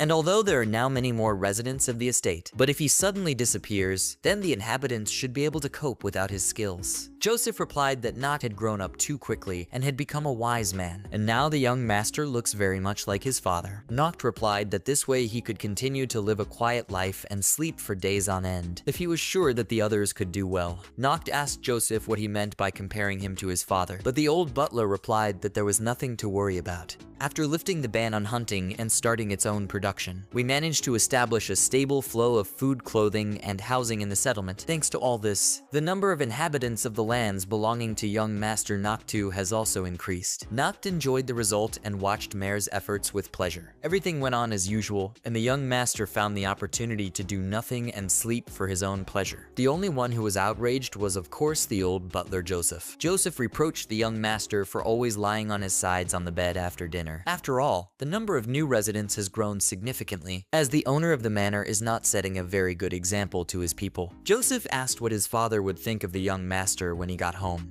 Noct explained that he worked hard until lunch, so he wasn't exactly a slacker. Noct said that he worked hard with Mare, and thanks to their combined efforts and their combined abilities, it was possible to develop a new type of sweet seed, and their task is to create the sweetest onions and tomatoes, even without his skill, and at the moment the process is at the stage of pollination. Joseph listened to the young master's excuse and asked him not to lie to him. Noct complained to Olivia that Joseph didn't believe him at all, and all this is very cruel to him. Olivia admitted that it was very painful for her to hear this, and she does not share Joseph's opinion. Little Kuklua hurried to reassure the master and called him a good person. Olivia tried a new variety of grown onions and recognized that they are really very sweet and delicious. Noct was pleased with this assessment and again complained that Joseph could not see the results. Olivia young master for his incredible efforts. She reassured Noct that everything would be fine. In the next moment, Olivia apologized for acting like a doll to the young master and allowed herself to pat the laptop on the head. Noct didn't didn't discuss his feelings and pulled himself together. Then the young master gets a new kind of tomato. Olivia and Kuklua were surprised by the unusual appearance of a very familiar vegetable. Noct said that if they were suddenly hungry, he had plenty more vegetables. Olivia smiled and said that if the young master suddenly wanted to have lunch, she was ready to solve the problem. Noct watched the beautiful girl with pleasure and replied that he would be happy to have lunch with everyone. Noct asked why they were cooking outside. Olivia explained that cooking under the sun is much more pleasant and convenient. With the help of a fireball, it was quickly possible to start a fire in the oven, and the cooking process was significantly accelerated. The young master was looking forward to eating some home-cooked food because he was really hungry. In the meantime, Noct decided to lie down so as not to disturb the skilled cooks. A lunchtime nap with the sounds of food being prepared seemed like a great idea for Noct. Moreover, it will be convenient to start eating immediately after they wake up. Just as the young master felt a real sense of enjoyment from his lying position, he heard someone running towards him very quickly. Burdine was immediately there and confessed that she smelled Noct. Burdine was followed by the merchant Raphael and his assistant. Raphael suggested that Noct repeat it, but the young master reminded him that it should be their secret. Soon the dwarves appeared, yelling that they were very hungry. Olivia was delighted with the noisy company and made a Napoleon of sweet onions and tomatoes. Everyone was happy with home-cooked food, and a real culinary holiday began. Noct appreciated the new dish and called out Olivia for her culinary talent and ingenuity. Even Joseph admitted that to achieve this taste only with the help of onions and tomatoes, it's just an incredible success. Olivia told the fastidious butler that she was really glad that he liked her dish. Olivia explained that this type of vegetable was invented by a young master, and she only used it in the kitchen. At the same time, these vegetables were grown without using the Nocta skill, and now everyone can safely grow these unique vegetables in their garden. Joseph only now realized that the young master wasn't deceiving him, but was actually trying to do something useful. Joseph said that this new type of tomatoes and onions is very tasty and unusual. The old butler asked for an apology from the young master for the words he said in the morning. Noct looked surprised and said he didn't remember what had happened this morning. Olivia said that she really likes such a noisy and fun environment because people are all together and enjoy ordinary things. Noct noticed with some regret that earlier in his father's reign, there were a lot more people. Olivia asked not to be upset and said that she had been to different places and she had something to compare it with. Due to their frequent travel, Kuklua became very timid, but once they were in this place, everything changed. They were finally able to find a place where they could breathe deeply and feel free. Olivia admitted that she was incredibly happy to be in this place, and all the other residents of the settlement are infinitely grateful to the young master for his efforts and care. The young master in turn thought, in fact, it is he who should thank all the people who are around him. Noct decided that he would pray that his people would always be happy. He will also make every effort to ensure that the terrible story of the destruction of his estate will never be repeated. Suddenly, the hunters appeared and reported a disturbing piece of news. After examining the tracks of the orcs, the young master said that it must have been a reconnaissance mission. After all, judging by the tracks, the orc advance party stopped here and turned around in the opposite direction. The young master realized that this might indicate that his brother and father were unable to survive. He immediately recalled his conversation with Joseph. At that time, he was sure that his father and brother were alive, and Joseph did not insist and convince them otherwise. Noct realized that history was repeating itself, and that the orcs were once again approaching his land. The young master thought that he wouldn't be able to avoid the orcs' attack on his manor, and now you need to decide what to do, because he has never faced such a problem alone before. Noct wondered what his father and brother would do in his place. Joseph said that if the orcs came to investigate, it was a sure sign that an attack was coming soon. Mare asked if these orcs could think so well and plan their steps. Huntress Luz said that she found the small footprints left by the orc scouts strange. The girl hunter explained that orcs are divided into several types, and they have a leader who is endowed with special intelligence. Usually, the most unusual type of orc is the general, but above him is the king, and most likely they are dealing with a general who is able to perfectly organize an attack. Burdine said that orcs are really scary creatures, and she had personally seen orcs eat animals. At the same time, they even came with children and bit off a little raw meat. Noct thought that the orcs were real savages who would spare no one. Burdine asked if the orcs had attacked the young master before. This question was answered by the butler and said that the last attack was just terrible. Burdine exclaimed that she was furious and promised to destroy all orcs who dared to approach the young master. Noct hastened to calm the enraged giantess and asked her how she was going to do it. Burdine replied that she was using her power and showed the young master how it would be done. Greg, fearing for Noct, asked Burdine to calm down immediately and not do this. Hunter Greg explained to Berdine that all decisions must be made by young Master Noct. Mare was afraid for Noct and hurried to cure him by activating the cells. The young master said that everyone should decide for themselves what they will do. Will stay in the city or leave the settlement for the sake of salvation. Noct realized that he couldn't give orders like his brother or father, but his men supported the young master and asked what the defense plan was. Mare said that everyone is waiting for the young master's decision and is ready to support him in any situation. Noct remembered the words of his father, who had instructed him to protect his people. The young master decided that he should protect his land. Noct said he couldn't do anything on his own, and so he asks for help to protect their common home together. Together, we must protect our families. All the residents listened to the young master's request and decided to unite for the same purpose. Berdine came to see Noct, and the young master asked her if she really wanted meat again, since she had only recently eaten. But the girl said that wasn't what she'd come for. Berdine asked the young master to make her big again. The girl explained that in this state, she will be much stronger and will be able to protect the settlement more effectively. Noct said that would be great. Then he asked if Berdine was sure of her decision, and was she also going to protect his estate with the others? Berdine said that this is a very important mission, and the main thing is that everyone stays alive and healthy, and she wants to be a part of it. Therefore, she asks to make it big again, for the sake of the rest of the inhabitants. The young master admired the girl's desire and said that she was very good. Noct then applied the item magnification ability and made Berdine the giant she was before. Noct asked Berdine to take care of the wall's defenses and be careful. Mare asked her to make a big one so that she could fight as well as Berdine, but the young master replied that this was not the best idea. After all, Mare won't be able to control her body properly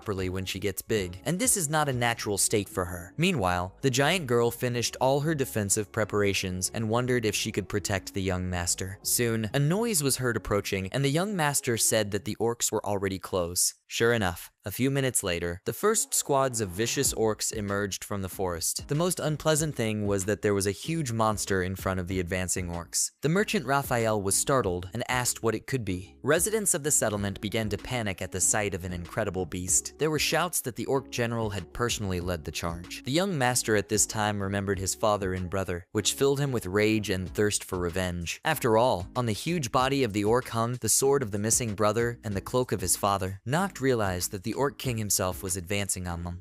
Merchant Raphael said that it was indeed the Orc King, a monster and at the same time a supreme being with intelligence and divine protection, and it turns out that they were wrong and did not correctly assess the degree of threat. After all, no one would have thought that there would be such a monster here. Young Master Noct said that he had actually anticipated this turn of events, and now it was clear to him why his brother and father hadn't returned. Raphael's little assistant quickly counted the incoming orcs, and very soon, she managed to count more than 500 opponents, and the defenders of the settlement were only 28 people. The young master said that it wasn't necessary to fight all the orcs, and all they need to do is kill the king, so that the other orcs will lose their morale, and then they will not continue to attack the city. Noct exclaimed that they would definitely win this time, and they will do it without a single sacrifice, because everyone's life is dear to him. Noct said that so far everything was going well, since the orc king had come to them on his own. At the same time, the young master warned that perhaps not everything will be as smooth as he wants, but they must all work together according to the plan and delay the Orc King for a while. Next, Noct was very surprised and saddened by the way the Orc King destroyed the defensive fortifications with a single blow. Merchant Raphael exclaimed that the orcs were preparing to advance through the gap in the defenses. Noct shouted that he was now completely relying on Berdine. The giant girl replied that she was ready to do everything in her power. The young master thought that there were indeed a lot of orcs and it would be very difficult to withstand such an attack. Noct then exclaimed that everything would be alright and that they had a backup plan in place. And in defense, a prepared trap made of sharp stakes will help, so it will be easier to deal with those who come. But the following events upset the young master. Under the skillful guidance of the Orc King, his army found an effective way to get over the trap. Noct realized that the orcs alone were not so dangerous, but now there is someone who can effectively command them. And now orcs resemble real ants, which act smoothly in any situation. Noct decided that even in this situation, he would not leave his home and would rather die than run away. Greg, realizing the complexity of the situation, shouted out what they should do now. Gilna called out to Noct and tossed him a small bag. The young master didn't understand Gilna's meaning at first, but the realization came quickly enough and he decided to do everything in his power. Noct laid out the small mock-ups Gilna had created and prepared to face the orcs. Joseph didn't understand what was going on and exclaimed why the young master had fallen to his knees in front of the orcs. But at this moment, Noct was already using his item augmentation ability. In the next instant, the mock-up defensive structures became a real barrier to the advancing orcs. Gilna shouted that she could make as many mock-ups as she wanted, and Noct ordered Gilna to continue this work. Mare at that moment called all the victims to her so that she could provide assistance. The girl also called the young master to retreat and move to a safer place. Mare exclaimed that if something happened to the young master, even winning would lose all meaning. Noct agreed with Verna Mare and decided to follow her advice. But then the young master remembered how he had previously hidden from trouble and was protected by young Mare. Noct realized that he couldn't do that anymore, and now it was his turn to be the protector of his people. The young master used his magic on the orcs and shouted that the villagers should not be any more valuable than their master. Mare froze in surprise as Noct charged at the orcs.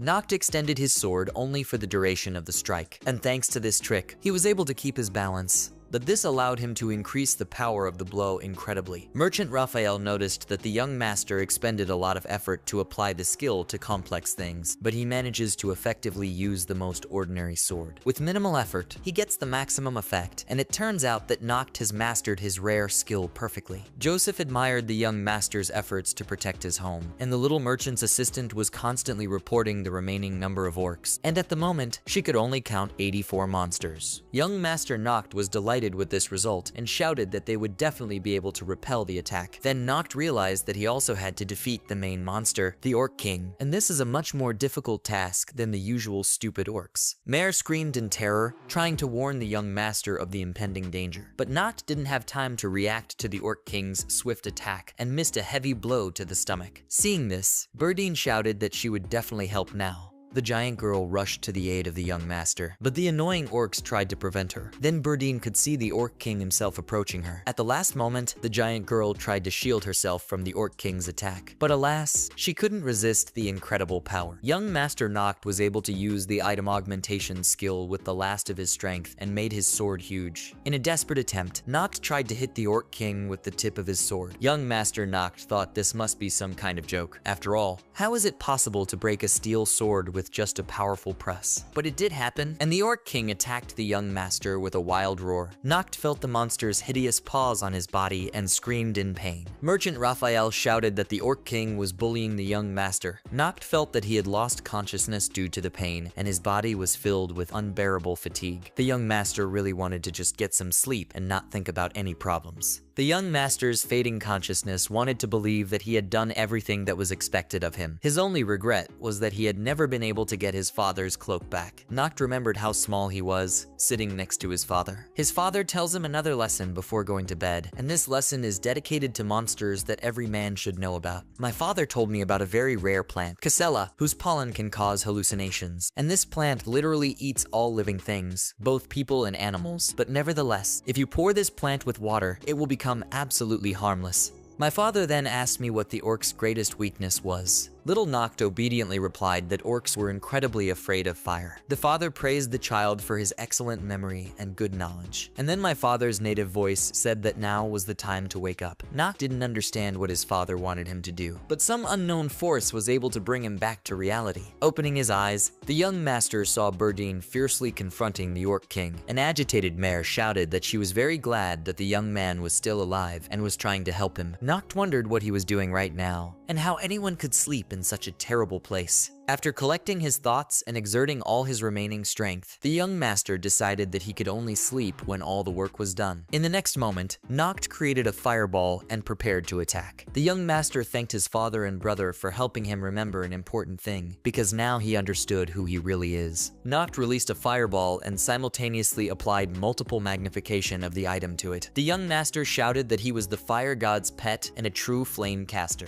Everyone who was watching was extremely surprised. The orcs felt a wild fear of the huge flames, and the inhabitants of the settlement felt hope, because now they could win over the orcs. The young master continued to increase the size of the flame, and suddenly the Orc King turned around and began to run away fearfully. The excited merchant Raphael shouted that the Orc King was about to run off into the forest, but that wasn't going to happen. The Orc King felt something sharp pierce through his legs and roared in terrible pain. Pleased with herself, Burdine said she was just returning the favor. The Orc King decided to organize another attempt to break the resistance of the people. To do this, he decided to gather all the remaining forces and at the same time cover himself with the rest of the orcs. Joseph said that the Orc King was too smart for a monster to have arranged such a shield for himself. Gialna called the monster a total bastard for doing that. Young Master Noct continued to enlarge the fireball. The Monster King decided to make fun of Noct and began to show the young master his father's cloak. Noct felt a surge of rage, knowing full well that his father and brother had probably died at the hands of this huge monster. Then the Orc King decided to hit the young master and threw his brother's sword at him. Mare realized the threat coming at Nocta and begged him to lower his hands immediately. But the young master decided that if he gave up now, his entire plan would be completely ruined. But at the last moment, Noct took one hand away from the sharp blade of the sword and was able to hold the fireball with his other hand. Noct realized that it was now his turn to act and hurled the fireball in the direction of the orcs. In the last moment of his life, the Orc King felt the unbearable heat from the fiery flames and couldn't even scream. Residents of the settlement were delighted with what they saw. The Orc King was literally vaporized by the fireball and the threat was no longer there. Young Master Noct felt completely exhausted and very weak, which gave way to his legs. The last thing he saw before falling unconscious was Burdine rushing towards him. Gradually coming to his senses, the young master wondered what was going on and how he had ended up unconscious.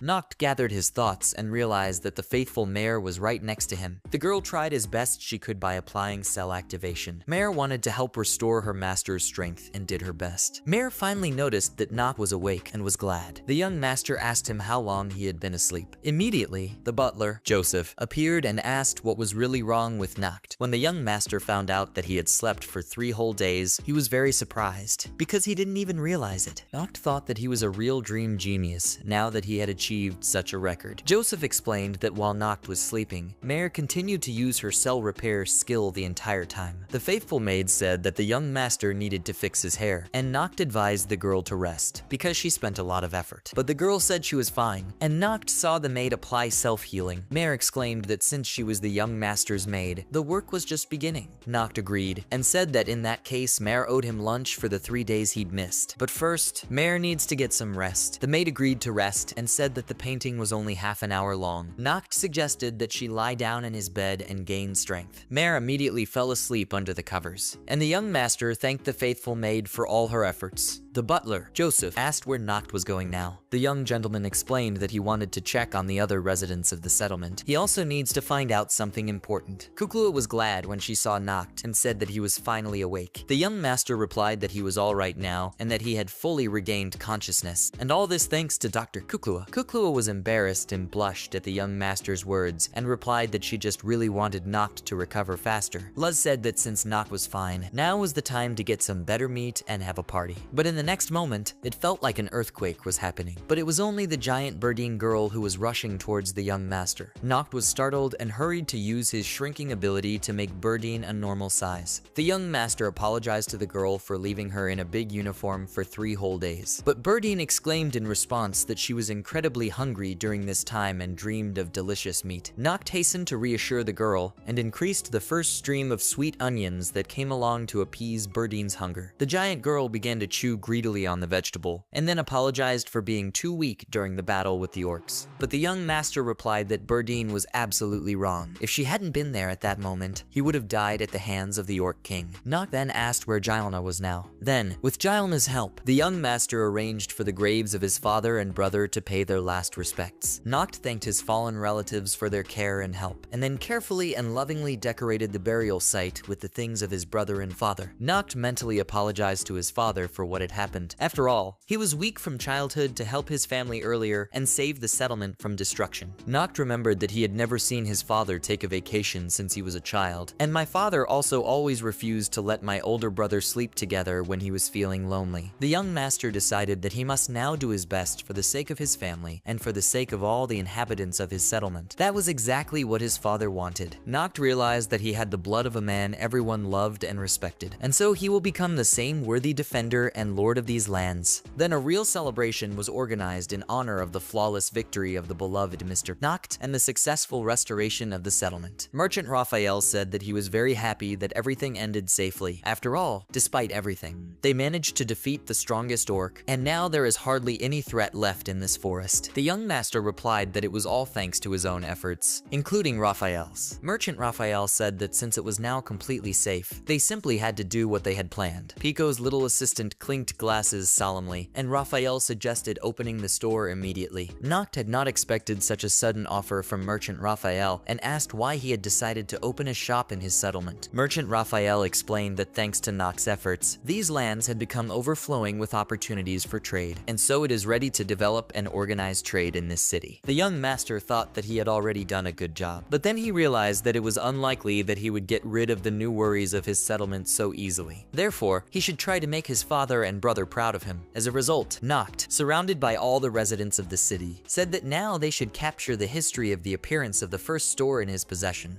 Immediately, discussions began on which store to create best. Gilna said that they urgently need a tavern, because alcohol is a panacea for all problems. Gilna began to point out her suggestion. The young master thought that there was some truth to this. Noct remembered how earlier in his unemployed life, he would get drunk, and then collapse on the bed tired and fall asleep sweetly. That feeling of complete serenity was beautiful. Luz disagreed and said that their settlement first needs to build a farm. After all, they can catch rare and delicious animals, and then start breeding them. After all, if they have enough meat, then all the residents will be happy. The young master decided that Luz was saying the right thing, because eating delicious food and getting a good night's sleep also sounds very tempting. Noct wondered what would actually be the best choice for a restful night's sleep. Noct thought that he would very much like to wake up to see a beautiful maidservant, and at the same time get a delicious and healthy breakfast. The solution came up in my head, thanks to a wild imagination. The young master said that they would open a fine inn in their settlement. Joseph was surprised and asked why Noct had made such a strange decision. Immediately, heated arguments broke out, and everyone insisted on their own project for a new business in the city. The little doll unexpectedly stated that every bright desire of a person is necessarily followed by the invisible hand of God. Noct pondered over the young fox's words, and another project idea popped up in his head. Noct thanked Kuklua for the excellent tip, and then he said that the first institution of his city will be the best retail store. This decision came as a surprise to everyone, and there was an awkward pause. Gilna finally said it was too easy, and Huntress Luz asked if it would be useful at all. Gilna reminded them that they could buy everything they needed from Raphael's merchant, or what Noct was going to sell in this shop anyway. Huntress Luz confirmed that they really have nothing to sell, as they even share food with each other. Noct explained that he didn't exactly mean it that way, and that he didn't mean it that way. The young master said that they should start the circulation of gold coins in their domain. Noct explained that, for example, Luz brings his loot to the store and sells it, and then makes a profit, and the store, in turn, will sell to those who need meat. And in this way, a stable economy will be created. And if we put it another way, then these possessions will return to the previous financial system, which was established before the attack of the Orc army. Joseph agreed that it would be good if the old days returned and everything was as it used to be. Noct exclaimed that they would all work together to restore a free market to their city. The young master said that they would trade exclusive goods, and so they will raise the attractiveness of their settlement. In the future, merchants from neighboring lands will gradually come to them, pouring even more gold coins into their economy. And then, if necessary, they will definitely build a good hotel. And in the hotel itself, on the first floor, you can organize a dining room, where food will be prepared from unique products that are not found anywhere else. Noct also said that he wants to organize a fair distribution of profits among all, and all that they have valued so far, they will share equally. The young master explained that they had certainly done a good job in the fields, but now they even have a carpenter, as well as a hunter and cook, and altogether they became real masters of their craft. And if everyone uses their skills together, they will definitely achieve excellent results. And after they earn a lot of money, they will be able to introduce a land tax. Gilna was indignant and asked why they needed a land tax. Noct reminded that this year they were able to avoid paying tax, but next year they will have to pay their bills. Without this tax, they will not be able to live together and thrive further. And so, in order to protect their homes and their lands, they all need to restore a stable economy as soon as possible. Noct noticed the confused looks of his residents and asked if no one wanted to participate. Little Doll asked if they couldn't all eat together now. Noct replied that this was not the case at all, and that they could do it at any convenient time. Gilna's brother had asked her to build a tavern just like they wanted, but Gilna replied that it was unlikely that he would be able to handle this case alone. Noct remembered how Gilna had run away from her family and how she had been humiliated for her wishes. Huntress Luz also reminded them that they didn't have any money to spend on unnecessary problems right now. The young master thought that it was vital to get a startup capital. Noct turned to Merchant Raphael and said that now was the time for their case. Raphael replied that he had already waited too long to hear it. The young master poured out a mountain of jingling coins. Then he explained to his surprised friends that he had received all this money for a small favor for the Merchant Raphael. Raphael reminded him in a satisfied voice that there were 50 million people here, and that was enough for a lot of things. Young Mr. Noct said that everyone will now receive a gift of 1 million rubles. And now, as it was said initially, everyone has enough money in excess for all the ideas they want to make. Noct also said that if someone suddenly needs something, then everyone can turn to him for help, and he promises to provide full cooperation in any case. Gilna looked at the money, and in her dreams was already in her own tavern. The young master reminded that every inhabitant of his land came to live with him for one reason or another, and everyone pursues their own goal, and someone may know what they are running from. But all this time, together, they tried to bring today's beautiful day closer, and also all together were able to repel the attack of a horde of vile orcs. And unlike many other people, they all had to go through a lot of difficulties and suffering. Therefore, they are all much stronger now, and each of the residents deserved to get their million. And although this is a lot of money, but everyone really deserves to get it. The little doll screamed that the free market is cool, and Huntress Luz agreed that it was a very lucrative business, as it turned out now. Young Master Noct thanked Raphael for his help and said that normally he would never have been able to cope. Noct was incredibly happy that he was still able to convince his friends of the correctness of his decisions. The young master exclaimed that from today on, he was declaring his domain a free market zone.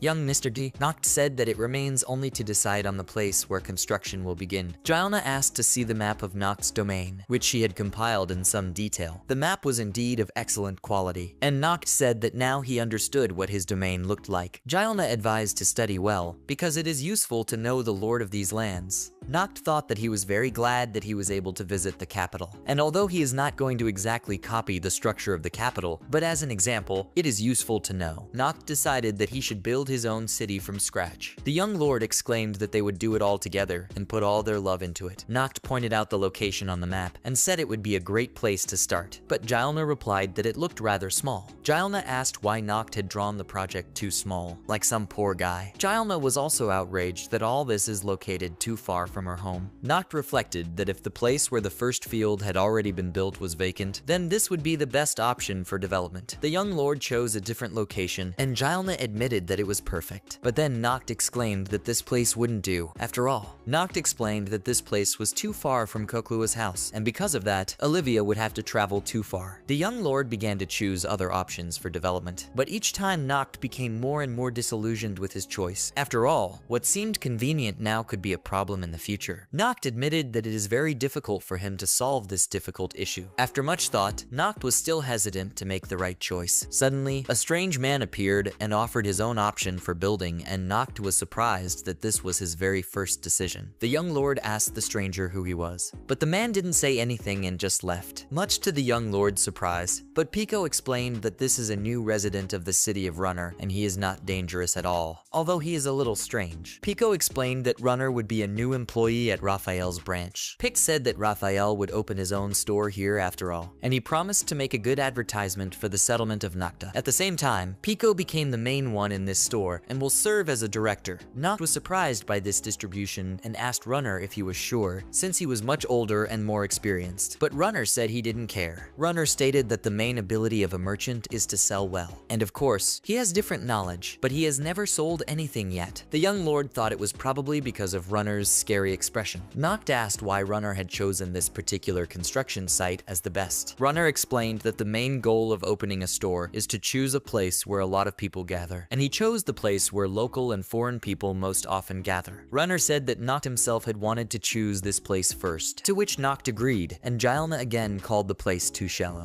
Noct then said that he wanted to recreate a capital-like city, and that's why he doesn't want to focus only on current plans and needs to think through everything for the future. Runner explained that the capital was also built over the years, and only a few decades later it became what it can be seen now, and so it will be more important for all residents to solve the current problems and concerns, and only then everything else. The young lord agreed with Runner's comments and replied that he had made his choice. Noct thought that Runner was only really scary in appearance, but his words are also full of wisdom and meaning. Noct said that if the development is successful, it will be necessary to be prepared for significant changes in the settlement. Although this is not an easy task, which will take a lot of effort. Runner said that there was no need to complicate things, because the laptop has a great skill, which he heard about from Raphael. Runner explained that if you reduce an already completed building, it will be very easy to move it anywhere. Noct realized that this man is absolutely right, and this is a brilliant solution that will easily solve the problem of perestroika. Noct thought it reminded him of an ordinary video game from his previous life. The young lord realized that Runner didn't look very attractive, but he was dependable and rich in good ideas. At the same time, Pico is much less hopeful because of her frivolity, but she is very charming, and this is her main trait, and so together they complement each other perfectly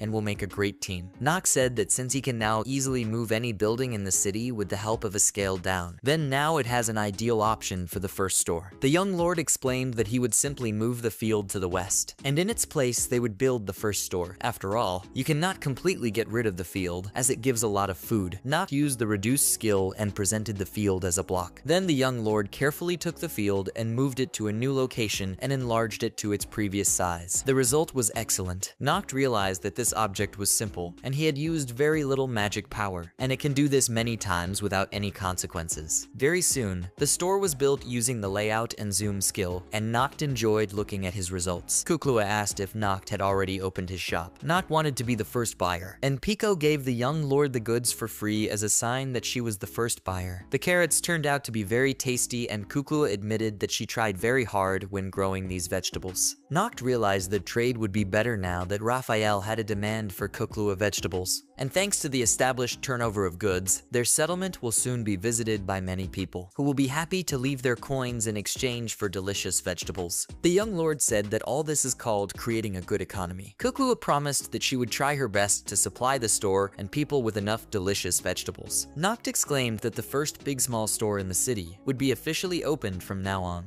Noct said that the first store in their city became very popular, although so far only local residents remain its visitors. Under normal conditions, the breeding method takes at least 10 years, but thanks to Noct's skills and Mare's abilities, they were able to complete a journey that takes dozens of generations in just 7 days. They managed to reproduce many types of products and establish a powerful, stable production. The merchant Raphael said that even in the capital itself, you can't find vegetables that have such a huge sugar content. Raphael promised that he would definitely sell a batch of goods at a very good price, for which Noct thanked him and wished him luck. The young lord suggested that a large influx of new visitors could be expected in the coming days. There should also be merchants who want to buy their unique products. Noct decided that now was the perfect time to do what he had planned. After all, his heart's desire is to create a beautiful hotel. Ghislaine asked if Noct had been trying all this time just for the sake of the inn. Noct explained that if they had built the inn in the first place, the butler Joseph would have been very grumpy and indignant, but now he just can't be against it, and the hotel will be very useful. Gilna explained that what she really meant was that it would be very difficult to move forward in the free market. Noct reminded her that he would support Ghislaine in all her affairs. The young lord then said that he had something to say to Gilna. Noct explained that he wanted to ask Gilna to help her build a beautiful building. Gilna reminded her that she was a dwarf, and dwarves build houses, not boxes. But then Gilna said that she was an unusual representative of her people, and if she wanted to, she could create anything. Gilna promised that she would also make furniture, because she is definitely the best at this. Noct replied that he knew very well what Gilna was capable of, and suggested that he start an important business. The young lord said that the first thing to do was to decide who would run this place, otherwise it would be very tiring for him personally to do the calculations. After all, he needs more time to rest and sleep after lunch. Gilna agreed that Noct in this role would be the worst option, and it is better to appoint Joseph or Mare. Noct greeted Mare and asked where Joseph was now. The maid explained that Joseph was watering the fields. Noct said that unfortunately Mare didn't have enough training to do complex calculations on her own, and that's why it's best to discuss it with Joseph. The young master asked the maid that perhaps there were people in his land who met all the requirements and were currently free. Mare replied that she had just prepared such a list where she indicated suitable candidates. Noct became interested and began to study the important information. Quite soon, Noct decided to visit a Olivia, who was delighted with his unexpected appearance. Olivia admitted that she was happy to see Noct at her house and asked him to wait a minute while she prepared the treats. Olivia explained that if Noct had arrived a little earlier, he might have joined them for lunch. Although even this does not prevent a little more snack, Kuklua said that she would not mind. Olivia suggested that we try a cake with rare Nankali cheese and nadir fruit sauce. After taking a small bite of the beautiful cake, Noct felt that there was a certain firm sweetness in it, as well as refreshing notes of fruit. And such food is a pleasure not only for the stomach, but also for the soul. Olivia asked if the young lord really wanted her to be the manager of the new inn. Noct replied that this was the best possible solution, but only if it's not too burdensome for Olivia herself. Kuklua stated that she would take care of her mom and she would be fine. Noct asked her what she'd been doing before she'd arrived. Olivia replied that she was just taking different medications. The girl explained that there is currently no doctor on their land, and if something went wrong, they wouldn't be able to rely on Mare's abilities alone. Therefore, it is better to insure yourself with medication. Olivia admitted that she thought about opening a pharmacy when she had everything she needed to do it. Noct immediately imagined the beautiful Olivia as the local doctor. The young master's blood pressure increased due to the rush of wild imaginings, and he felt that everyone noticed it. Olivia said that if the young master needed someone suitable for the position of hotel manager, then she can find a suitable candidate and introduce you to someone. It wasn't long before Noct met the girls Phyllis and Hannah, and also with their father of the Levy family, who looked like a very experienced man. Olivia explained that the Levy family used to run the hotel successfully, and that they were the most knowledgeable people in the business. Levy admitted that it was actually quite a long time ago, and even before Hannah was born. The young lord said that they were an excellent candidate and that they were suitable to take over the first inn on his land. Gilma advised not to react so strongly to the problem of goodies. After all, in fact, the only real work that all employees of the hotel will perform is the work of the customer reception and cleaning the premises. Levy and Noct didn't agree with little Gilma's comments, and we tried to explain that a good hotel is the face of every self-respecting city. Gilma decided not to give up and asked who even decided that a certain hotel was becoming the face of someone's land. Noct explained that all is well, all ends well, work, drinking, and traveling in all these events. People are good at remembering the last thing that happened to them, and it is the hotel that marks the end of a long day for every traveler. Therefore, the quality of a hotel is an assessment of the city where it is located. Noct realized that Mr. Levi was exactly the right person to run the hotel well. Levy had a lot of experience and clearly understood how to immediately accept and organize the operation of the hotel. Then Levy said that you need to understand what makes a hotel really good. The most important thing in the work of the hotel is the service from the heart. Therefore, each traveler will definitely return to the same hotel next time. And the most important rooms in the hotel are the bedroom and a place to eat. This is exactly what the young master and Levy agreed on. Levy and Noct were surprised that their wishes and thoughts were exactly the same. But still, Noct insisted on a comfortable bedroom first, and Levy said that the most important thing was a great dining room and that this should be the priority of the hotel. A heated argument broke out, where no one wanted to give in and put up with the opponent's opinion. The young master finally decided that Levy was a bit of a crazy person, but nevertheless, it was recommended by Olivia herself, and even in this case, you cannot upset her. Although you cannot leave everything as it is at the moment, and you need to prove yourself completely right. The young lord was determined to show Levy who had the real justice on his side when it came to improving the hotel.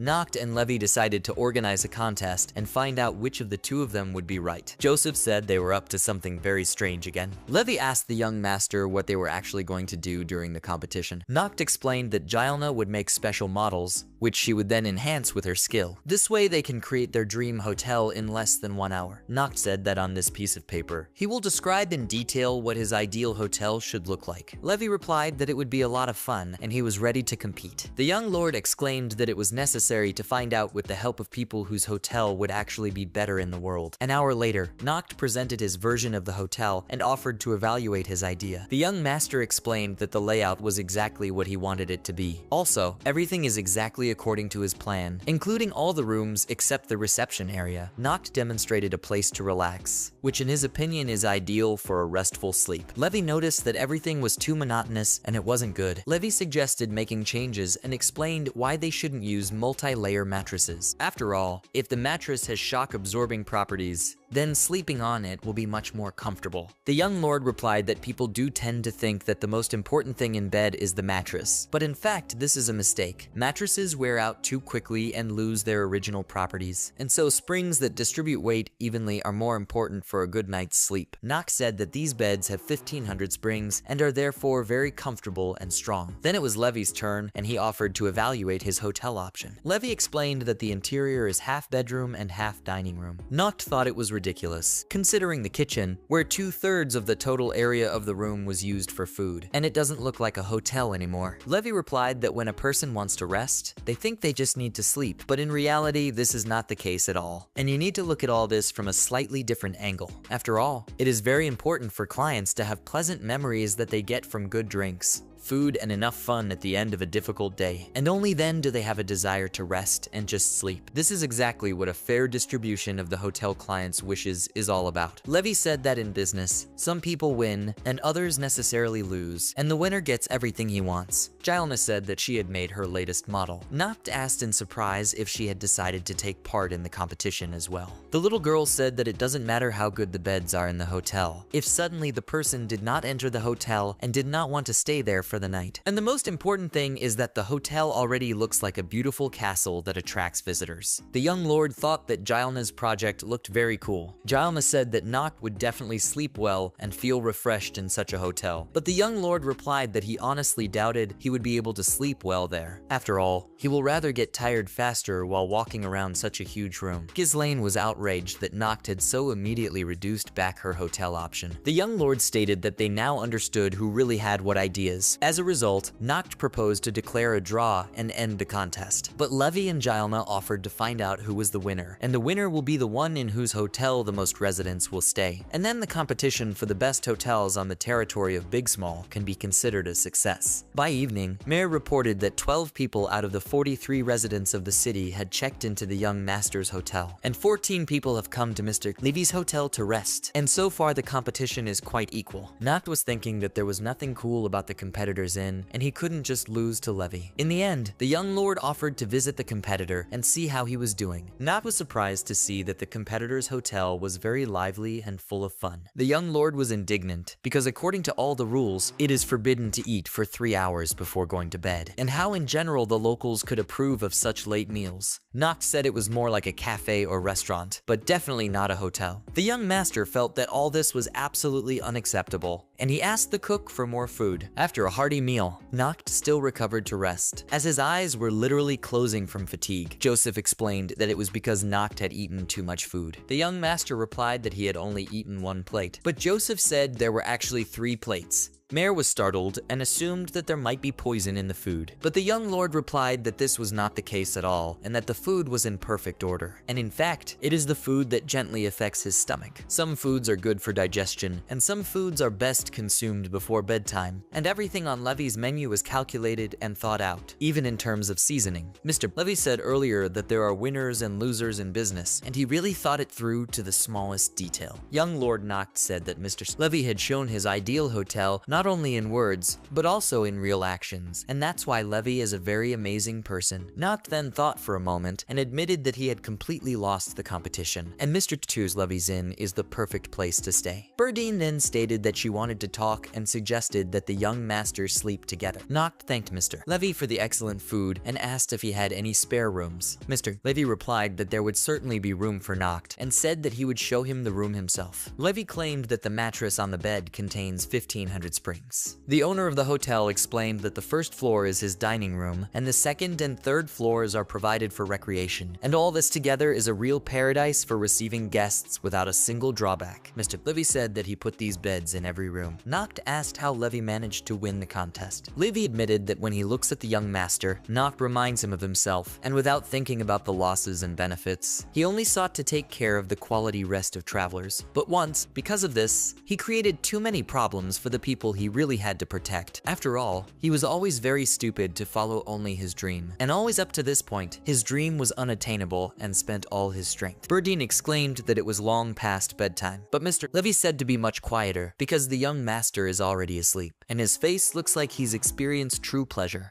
The young master enjoyed taking a bath and thinking about his true vocation. Noct said that a private large outdoor tub is just a beautiful invention. Mare's maid offered to try a new juice that she had come up with. The young lord was slightly embarrassed by the attention and replied that he could have a drink himself. Mare said that in that case, she would be willing to treat her lord to a relaxing massage. Noct was happy at this moment and admitted that the silence around him made it feel like time had stopped altogether, and being away from the hustle and bustle of everyday life is just wonderful. The young lord said that everyone needs to feel such bliss, and every person deserves to spend time enjoying solitude. Mare reminded him that Noct wasn't alone, and that she was right next to him. But the young lord replied that Mare was like the air that filled his lungs with freedom. Then the young lord noticed that someone was watching him, and in the next moment, I realized that it was the giant girl Berdna, who shouted that she also wanted to take a dip in the bath. Noct remembered the stern words of Joseph, who had told him not to let girls just throw off their clothes for no reason. The young lord realized that Joseph would be angry and indignant again. Noct decided not to let Berdine get any closer. The young lord then asked what had brought Berdine here, and if she was hungry again? But Berdine was already at his side, and Noct realized that he was wrong again. Then the young lord decided to play with the giant girl and threw her a tray to catch it. Berdine did her best, and Noct complimented her on her agility. Noct asked why Berdine was upset and didn't want to play. Anyway, she's acting weird. Berdine was a little embarrassed to have Mare's maid next to them, but then she explained that she really wants to work because she is very bored. The young lord thought it was stupid. Then he reminded her that Berdine was already working as a hunter. After all, she loves meat very much and she is very good at getting it. The giant girl replied that this was not enough for her and she wanted to do something else. The young lord said that Berdine was a very strange girl if she really wanted to work harder. The giant girl explained that she just wanted to be very useful to her master and the settlement as a whole. Berdine asked if Noct had a job that would suit her perfectly. The resourceful Mare came to the rescue and offered her giant to try on a maid's outfit. Berdna admitted that it is very difficult for her to move in these clothes, but Mare explained to Berdine that fashion and work are incompatible things and you need to be much more patient with the inconvenience. Berdine wondered if there were any clothes for giants at all, and Mare told the young master that one maid was more than enough for him. Noct explained that children usually like to imitate everything they see, and so Mare should let Berdine try out that role. The giant girl was indignant and said that she was not a child at all. Noct replied that of course he understood everything and there was no need to be so offended. Berdine said that she would definitely give the young master a massage, as Mare did, but Mare was indignant and replied that she would not allow such a thing because only she was a real maid. Mare then began teaching her skills as a housekeeper to the giant girl. She explained that first you need to master the basic skills of this profession, and usually, for Mr. Noct's restful sleep, calm background music is needed. Mare said Noct should feel like he's sleeping in a forest with crystal clear air. Berdine replied that she understood everything and would do it properly. But the strange, irritating sounds kept the young lord awake. Noct was indignant and asked them to stop the stupid mess they were making around his bed. Mare then explained to Berdine that she needed to bring water from the well to water the garden well. The giant girl promised to quickly bring water, but the way she gave birth to a vegetable garden was just awful. Mare realized that the giant girl had just washed away a lot of tender plants when she roughly threw out the water. The young lord ended up telling the giant girl that she couldn't do such a delicate job. Then the incredible thing happened. The plant tried to attack people. Noct said that Greg's mandrake thinks it's been attacked and is getting very angry. Berdine asked Noct to be careful and rushed to help. The giant girl grabbed the evil plant and said that she would not allow her master to be harmed. The plant immediately calmed down and Berdine asked if it understood her words. Greg immediately appeared and apologized for what had happened. Noct replied that Greg should not be allowed to make such shoots of the plant. At this point, Berdine was very upset, as her skirt was torn while running. The giant girl said she couldn't work like this. The young lord understood what needed to be done and said that he had found a suitable job for Berdine. Noct offered the giant girl to become his bodyguard, because this is what she does best. Noct explained that it was a profession that required protecting the good guys from the bad guys and keeping order and peace. Therefore, to put it simply,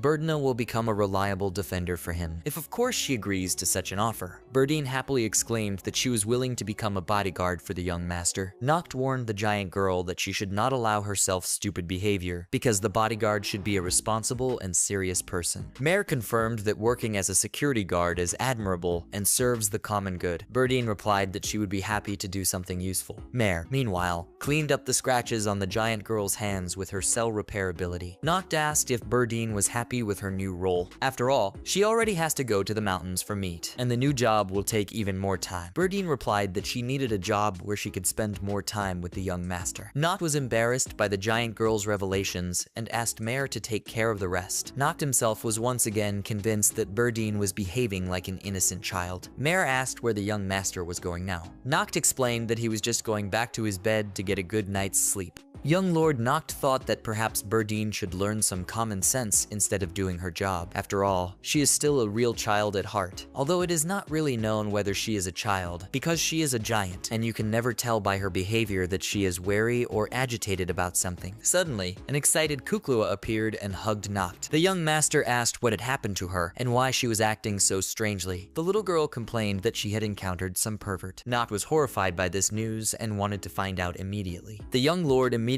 recalled the strange behavior of butler Joseph, who had once offered him a moisturizer. The thought horrified Noct, but at the moment he couldn't think of anyone else. And if that's the case, it's unforgivable behavior. Kuklu explained that someone was watching her and that he was definitely a scoundrel. The young lord shouted that Joseph had already overstepped the bounds of propriety. But surprisingly, it wasn't Joseph who was in the bushes, just Levy's innkeeper's little daughter, Hannah. Noct asked her what she was doing here and why she was hiding from everyone. Little Hannah confessed that she just wanted to make friends with the doll and therefore went for her. The young lord was glad that it had really happened and that Joseph had nothing to do with it. Noct said it was good that Hannah wanted to be friends. Hannah said that she didn't get to talk to Kuklua because she ran away very quickly. Noct explained that there was nothing wrong with that and that Kuklua was just a little scared. The young lord called out to the little fox girl and was surprised at how fast she could move. Noct thought that Kuklua was actually a very shy child, and it's time for her to get used to other people because there are more and more of them every day. Noct explained that Hannah really wanted to play together, so she tried to talk. Kuklua said that she would try to socialize, and Noct suggested that we all play something special together. Kuklu exclaimed that she was ready to play interesting games. The young lord decided that now was the time to try something new. Noct asked the girls to stand by and relax. Noct tried the reduction on the girls, and I was surprised at the result. On Kuklua, his ability worked well. However, there was a repulsive force on Hannah's side. Noct asked Hannah not to worry and not to resist his power. The next attempt was successful and both girls became much smaller. Kuklua was upset that she was too small, and Noct promised to come back, but only later. Noct apologized for scaring the girls a little and showed them the plum tree. Hannah told her new friend that the plum was very sweet and delicious, and then suggested that she try it out. Kuklua replied that the young master's skills were amazing. Kuklua explained to Hannah that Noct is a very cool person, and Hannah agreed. Noct suggested starting the game and explained that there are a lot of interesting things around if you look at the world with different eyes. Noct realized that what these two girls had in common was that they were children, although they have very different abilities. But at the same time, everything is not at all important, and the main thing is that they have fun together. After playing with the children, Noct went home to get some sleep, but when Noct found Berdine sleeping in the bed, he thought it was another child. In the morning, the merchant Raphael visited Noct. Joseph said that the young master had worked hard yesterday and was tired, but he gets the impression that Noct is even more of an old man than he is. Noct apologized for his appearance and asked what business had brought Raphael so early. The merchant explained that he had found a useful person who could use magic. Noct was overjoyed at the news, remembering that even in this world, wizards are highly valued. They are very much loved by people for their incredible abilities. Wizards receive the blessing of their bloodline or acquire the wisdom to handle magic. They absorb the knowledge of the Book of Sorcery and are trained at the Magic Academy to earn the trust of their mentor. Noct knew that he was a descendant of a noble family and that the wizard would be very useful to him. Noct decided to greet the new man immediately and dressed quickly. But he was met by three new people at once: Cedo, Juno, and Lion. They explained that they used to be part of the Royal Magic Army. Noct realized that these people must be very experienced and skilled wizards to hold such high positions. Cedo said that now a lot has changed in their lives, so they are looking for a new job. Noct replied that he would be happy to hire new people. Lion was reminded that they were an elite unit, but still willing to work in this settlement for a while. Noct noticed that Lion was very agitated and trembling, and therefore needed to calm her down. Noct asked what magic they used in their work. Lion began to tell her that they were going on an expedition to set up a base of operations in a certain city. Cedo asked me to stop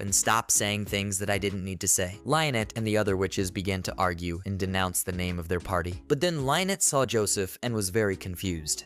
Young Lord Noct was delighted to have representatives of the former kingdom's magical army on his territory. After all, their abilities could help him in his work. The only thing that bothered him was that Lionett had reacted very strangely to Joseph's butler. The young lord asked what exactly their squad specialized in the magical army during their service. Lionett kept thinking that this was a real pervert standing in front of her, but she still claimed that they were a group of magical cultivators. Juno said it wasn't something to be very proud of. Sito replied that it couldn't be helped, but they were really just digging in the ground. Noct was surprised by the girls' mixed reactions and decided that they were very worried about it. Merchant Raphael explained that this group was called Mudbloods, and that was what the Earth Mages were called, and most likely, they wanted to keep this fact a secret, so as not to confuse anyone with their capabilities. The young lord asked the sorceresses that they understood that they were digging in the ground and sand like ordinary children. Sito replied that this was not the case at all, and that Noct had misunderstood everything. Then young Lord Noct said that it was actually a good thing, and that they were exactly what he needed. The bewildered sorceresses could not understand what the strange lord of these lands really meant. Noct noticed their confusion and explained that the motto of his land is live what you love and do what you like. The young lord said that with their skills and experience, they would be able to do a lot of good for the people of the city. Noct asked if their team could help with the construction and maintenance of a road on their property. Sito thought about it and asked if they shouldn't start building the wall first. The young lord wondered why they were so immediately interested in the city wall. Lionett explained that she had already examined all the city walls before going inside, and in her opinion, the walls were in extremely poor condition. Sito confirmed that the city's defense is at a very low level, and if there is another attack on the city, it is unlikely to be possible to fight it off, since the walls can collapse at any time. Juno also said that the walls are more like a piece of paper, which will not help in the event of a brutal war.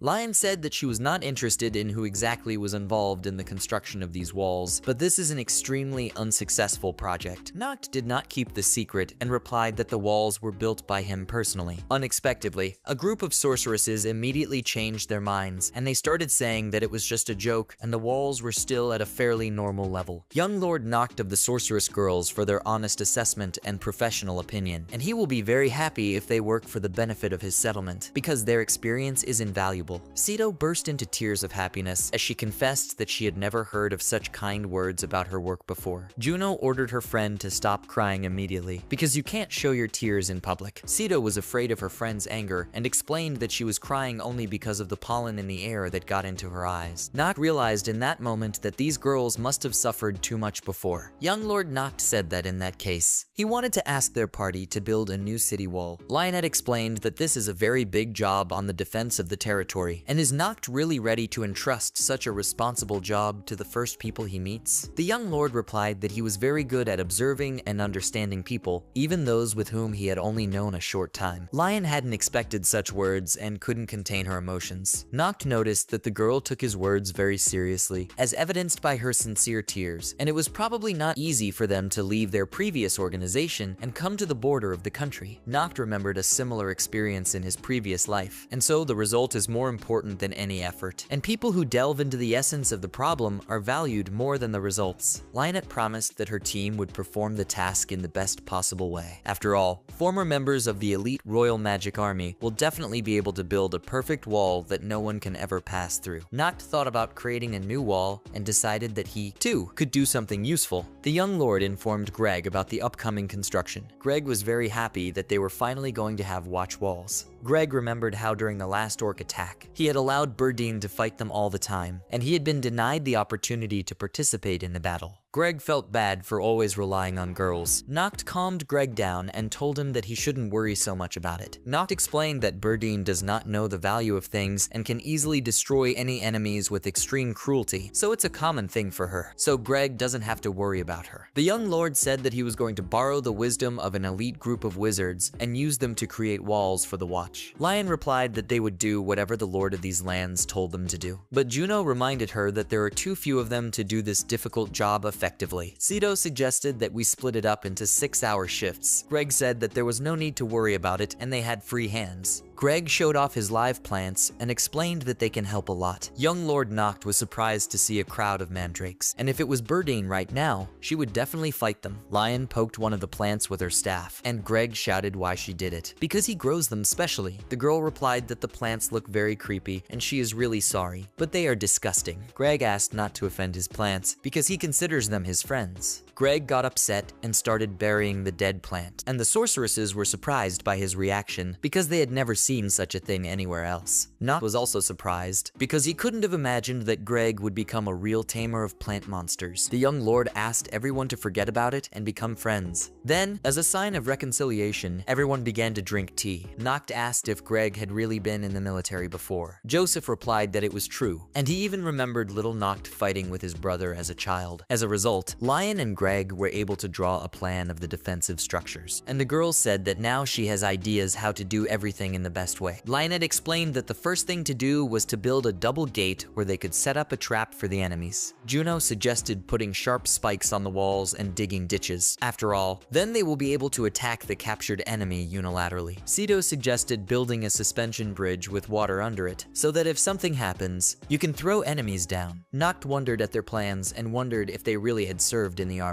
Greg said they didn't understand anything and their suggestions weren't very good. Greg explained that mandrakes sink quickly, and therefore it will be difficult to use them when digging a ditch with water. Noct was once again convinced how much Greg cares about his plant monsters. A few days after the arrival of the sorceresses from the Royal Magical Army, Noct was resting under the bright sun. The butler, Joseph, grumbled as usual at the young master for continuing to do nothing from time to time. Noct explained his rest by saying that you always need to be consistent in everything. Joseph wondered if it would be all right to guard the area when the young lord of these lands was just lying around so carefree and resting. And does Mr. Noct really not care about that at all?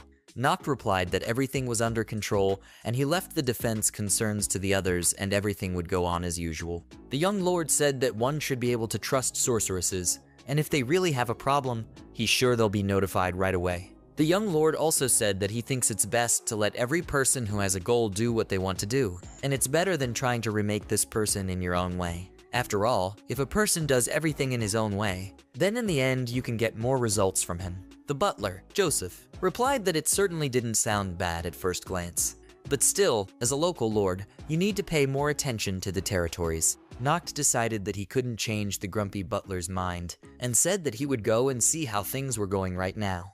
As Noct strolled through his settlement, he saw the residents looking contented. Many people were happy that they came to live in this place. Everyone also enjoyed the excellent quality of local food, which was delicious and varied. The butler, Joseph, said that at first glance everything was going well, and that he was personally very happy. Young Lord Noct remembered that he had many rare and interesting items that Merchant Raphael had brought to the city from various places. Noct thought it would be very interesting for its residents to see all this. There were really a lot of people in the shopping plaza. Mare, the maid, was glad that there were many unfamiliar faces and new merchants from other cities around. Noct said that their economy is improving, because more people are coming to them from other possessions, and this is a good sign. And as far as he's concerned, it's not just because of the rare things Raphael was able to bring along. The young lord explained that there were many different goods to buy in their city that couldn't be found anywhere else.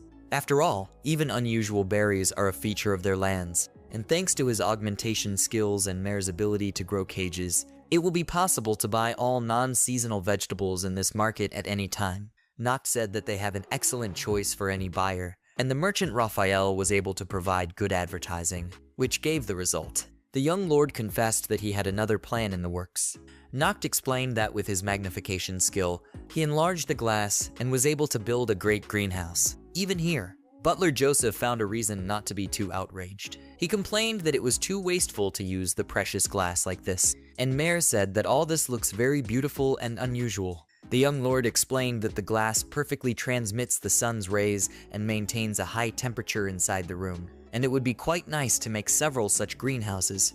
After all, thanks to the greenhouse, even without skills, anyone can easily grow any vegetables, regardless of the time of year. The butler, Joseph, admitted that he had not expected such ingenious inventions from Noct. The young master replied that they all needed to restore this land to its former greatness, and those seeds that they were able to plant at the very beginning of their journey gradually begin to germinate and bear fruit. Soon, sorceresses busy with defensive fortifications reported that the last section of the wall was already ready. Noct thanked them for the result and thought they were really capable. The magician showed the created layout, and Noct was surprised at how heavy it was with its small size. The girls explained that the three of them made this project using materials that are filled with deadly magic, and they didn't manage to make the layout a little larger. but even so, they are confident that it will be enough to increase Noct. The young lord himself thought that he wasn't entirely sure that this section was a good one. Lionett stated that they had developed different ways to kill enemies, and they will only need to get a little more additional information about possible enemies. Noct said it wasn't worth talking about right now. The young lord said that he would ask the sorceresses when the time came, but for now, he needed to look at what they had done. Noct used the item magnification skill, and the wall instantly became huge. The young lord admired the result and decided that his city now looked and was protected like a royal palace. Lionett proudly stated that now no threat is terrible for this territory, because with such a wall, this city has become an invulnerable fortress. Noct was thrilled with the result and knew that the city was no longer afraid of any attacks. And now you cannot even be afraid of demons, since no one can overcome such walls with protective devices. But everyone's joy was rudely interrupted by a loud roar that came from the direction of the forest. Something huge quickly approached the city, and a real panic began. After all, everyone realized that against the flying threat, excellent protective walls will not help in any way. The huge dragon began to hover over the city, looking for a suitable target, and young Lord Noct, stunned by what he saw, thought that this was too much even for his land. Once the defensive wall around the city was completed, the big small territories became invincible. At least that's what everyone who lived there thought. But then a huge dragon appeared, which destroyed the confidence in full defense. Young Mr. Noct was very puzzled by this problem, and the very next day decided to look for a solution. Noct dug into his books, hoping to find the answer to the question of how to resist the flying monster. The butler, Joseph, was more surprised than ever by Noct's behavior and asked if the young lord had worked all night on the fly. Noct replied that he was looking for the necessary solutions, and as soon as he finds the answers, he'll go straight to bed, so Joseph doesn't have to worry. Mayor also became concerned about Lord Noct and tried to persuade him to get some rest. But the guy said how can he sleep in peace when all his residents of the city are scared and have lost all sleep? Noct explained that he wanted to deal with the cursed dragon as soon as possible. After all, if they don't deal with him soon, well, it's probably going to get a lot worse, and they can't afford to make mistakes in this situation. The young lord explained that in Master Rosenford's library, he hadn't found any weaknesses in dragons yet, and it turns out that these beasts are so legendary that there is practically no information about them, not to mention a description of their weaknesses. Gilna suddenly burst into the room and excitedly shouted that they had no choice this time. Gilna exclaimed that now they just had to build a great pub. Gilna said that with a good drink, young Lord Noct would be able to forget about all the problems. Noct reminded her that he had already heard this from Gilna more than once, and it was time for her to be more original. Noct said that instead of getting drunk, it was better to take some rational measures, but Gilna replied that this was all nonsense and suggested that we go outside as soon as possible. As it turned out, an epidemic of alcoholism broke out among the residents of the settlement, and everyone found solace and oblivion in a bottle of strong drink. People have not found any other way to deal with stress, but to start drinking right on the street. Gilna said that's why they need a special place, a bar, so that no one gets sick when they drink outside. The young lord was shocked by the sight. A whole crowd of drunken people, who don't do anything, quit their jobs, and search for alcohol. Noct couldn't believe that all this had happened in just one night. The young lord decided that he needed to hurry up with the problem of the dragon. Otherwise, his settlement would already self-destruct from alcohol. Lord Noct decided to launch a scouting mission outside his domain. The only problem on the way to this was that it was not clear who exactly to choose for this purpose. Luz was a capable hunter and an experienced scout. Greg, a strong guy and a true adventurer with a strong tamer skill. Lion is a former elite earth mage in the king's magic army. Cedo is like Lion from the same magic army, but she is also very smart. Juno is a former elite earth mage who is perfectly suited to support the rear guard. Berdine, a noisy giant girl who has great power. Joseph is just the usual annoying butler. And of course, Mare is a witty and loyal maid who has the skills of a healer. It was a difficult choice, and Noct couldn't figure out who he should take with him on this difficult task. Greg certainly has good combat experience and is very good at taming, which may be useful this time. Therefore, Greg is a good candidate for the success of the mission. Although there is also a high probability that his character can lead everyone to the worst possible situation. In addition, city security can be useful in case everything goes wrong and you have to urgently evacuate residents of the city. Therefore, you should pay attention to the other applicants for participation in the task. In the end, the young lord made his choice. Noct said that Juno would have to be responsible for communicating with the squad during their mission. Juno promised that she would do everything perfectly and that she could be trusted to do it. Noct went on to tell the elf Luz that her scouting skills were key to this mission, and so he relies entirely on her skill as a hunter and the abilities of an experienced elf. Luz admitted that she has seen dragons before and will try to do everything at the perfect level. Lord Noct thought that the team had a great attitude and therefore had a good chance of success. Noct reminded them once again to be extremely careful, and the giantess Burdine cried out that it would be so.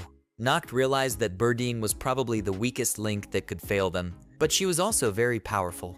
Noct also noticed that the elf Luz drinks a lot of water and may be nervous, although perhaps an experienced huntress just needs to cool down a little. After all, she is an elf who has fought many times with different monsters and like no one else should behave calmly. Although with such a formidable opponent as the legendary dragon, none of them have yet encountered, and it is not known what to expect. Very soon, the team, led by Lord Noct, was able to find the very dragon that had disturbed the peace of the settlement. Everyone was surprised at how this fearsome monster neatly eats small nadir berries. Juno said that this is very strange because the dragon has red scales and it is clearly supposed to be a predator, but it turns out that it is an omnivore. Noct asked Huntress Luz what she thought they should do next, but instead of answering, the experienced elf only pressed her lips hungrily to her flask. Such a strange reaction surprised all the members of the team, and Lord Noct asked what was going on with her. Noct took the elf's flask in his hands and realized that it was not water at all, but strong alcohol. Huntress Luz explained that alcohol is very tasty, and thanks to it, she can forget about all the worries. Noct realized that he had made a mistake in his choice and apologized to Luz for making her so scared. But at that moment, the flustered Juno shouted that this wasn't the time for idle chatter. After all, the dragon has noticed them and is rapidly approaching. The hero team was confused for a while. Lord Noct asked why the dragon was so distracted by the delicious berries and chose them as its target. At this moment, the giant girl Burdine exclaimed that the dragon was eating her favorite berries and ran at the mighty monster. Luz, the elf, followed in her wake. Lord Noct was surprised to see what was happening and said that this couldn't be happening. There is a special black Iberian pig in nature, and if you constantly add acorns to her food, then pig meat will acquire a special taste thanks to such an additive. Something similar has happened now. Berlina has been eating nadir berries since she was a child, and over time, her body was filled with the smell of berries,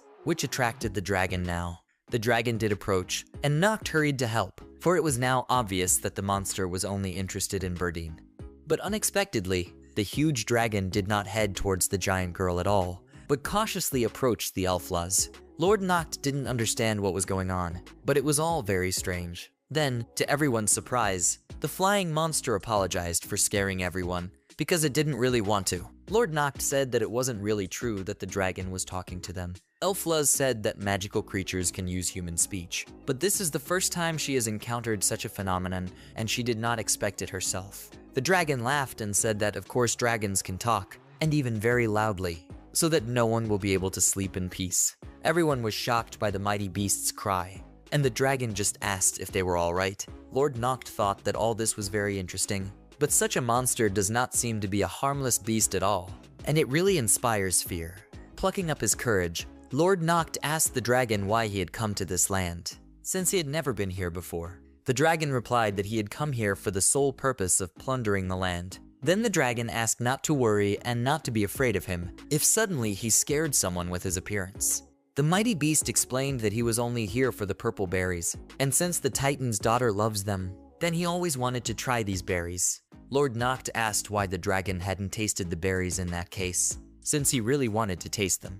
The dragon explained that Burdine always looked very happy when she ate these berries, and he was very sorry to deprive the girl of such pleasure. Burdine indignantly asked if the dragon felt sorry for the elf Luz, who was very scared when he got so close to her. The dragon apologized and admitted that he was very attracted to the smell of alcohol, and he was able to restrain himself from surging desire. Noct thought about it, because he hadn't even expected dragons to be interested in alcohol. Dragon said he had a small request to make to the humans.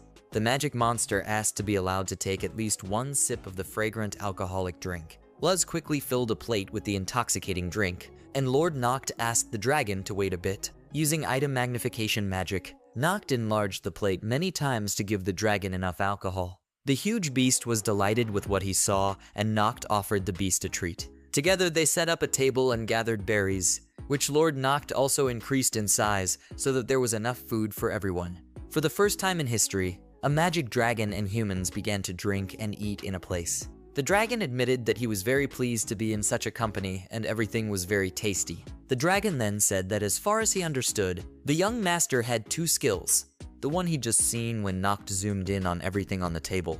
And apparently, there is a skill of the opposite action, which reduces everything. Noct was surprised by the flying monster's knowledge and asked how he knew about it. The dragon explained that Burdine was the giant girl who always ate berries in the forest, and now it is quite ordinary in size, which means that someone was able to reduce it. The dragon admitted that he had been waiting for a long time to meet Noct, and thanks to his shrinking ability, they could become good friends. Burdine exclaimed that the dragon could be friends with her, since she was Mr. Noct's personal bodyguard. The dragon chuckled at the giant girl's words and asked why Noct was covering for Burdine if she was the bodyguard. Suddenly, the dragon's huge tail rose up and everyone was very scared. But the dragon, as it turned out, just decided to pat Noct on the head and said that he was a very nice guy. At this moment, the young lord felt very strange and even remembered how his father had stroked his head a long time ago as a child. Then everyone continued to communicate, and Burdine tiredly stated that she was very full. The dragon asked the giant girl if she really liked these purple berries so much. Lord Noct asked if the dragon would go anywhere after eating all these berries, and what his plans were. The dragon replied that at first he wanted to, but now after meeting everyone, he has already changed his mind and does not want to leave this land. Suddenly, a magical aura enveloped the mighty beast, and in a moment, the dragon turned into an almost ordinary person. Lord Noct was surprised by the dragon's sudden transformation into a muscular man, and the dragon explained that this is one of his abilities and he can turn into a human if he wants to. Noct thought that if the dragon said that, then it must have other abilities as well, and it turns out that abilities are not necessarily related to magic power. The dragon then asked if he could live in peace in Lord Noct's domain. Juno, surprised by the sight of the naked man, asked if the legendary dragon had decided to join the human settlement. Dragon Poe knew that living alone was very boring, and he didn't want it anymore, so it would be great if they could take him in. The dragon also complained that it had been a very long time since he had drunk such delicious sake, and he also constantly longs for the food that a person cooks. The dragon then confessed that he was also interested in Mr. Noct's abilities and wanted to get to know him better. The young lord clearly didn't expect such attention from the dragon and froze a little in surprise. Dragon explained that mostly people with such rare abilities as Noct have very interesting lives, and so he would like to know what Mr. Noct is capable of. The young lord hesitantly replied that he didn't even know how to answer because everything was complicated, but the dragon said that everything is much simpler than it seems, and they should all have a good time together. Lord Noct thought back to his own childhood, when such words were often spoken to him and life was full of fun. Noct told the dragon that as lord of these lands, he was glad to welcome him to his home. The dragon thanked him for agreeing to stay and said that his name was Hornbeam. As a sign of friendship, the dragon shook the young lord's hand, causing Noct to cry out. The Hornbeam apologized for not calculating its strength, because it cannot immediately get used to the human body. From that moment on, the Big Small Lands have a new powerful friend, the Red Dragon, Mr. Grub. Grub said that a beautiful wall surrounds the city and he admires its view. Juno said that these walls were built by her squad of elite mages together with Mr. Noct. The squad finally returned to their hometown, with a new friend with them. Lord Noct could not help thinking that Mr. Grub reminded him very much of his dead father. There was a certain confidence and strength of a manly man about this dragon. Lion asked Lord Noct if he had been able to find the dragon in the forest. Lord Noct replied that the mission was fruitless and the dragon was nowhere to be found. The young master decided to reveal the truth and not say in front of the residents that they really met the dragon, and even brought it with them to the city. Since this can cause even more panic, Noct whispered softly to Lion that the dragon was with them. But just as the surprised sorceress wanted to ask more, Noct put his hand over her mouth. The young lord asked Lione to calm down and continue the conversation in his office. In the end, without any witnesses, Noct told his closest friends how they found the dragon and what happened next. Lionette asked where the dragon was now, since it had been found. The young lord calmly replied that the dragon would be in this room with them. Seeing this as another of Noct's jokes, everyone pretended to be looking for a dragon, even in flower pots.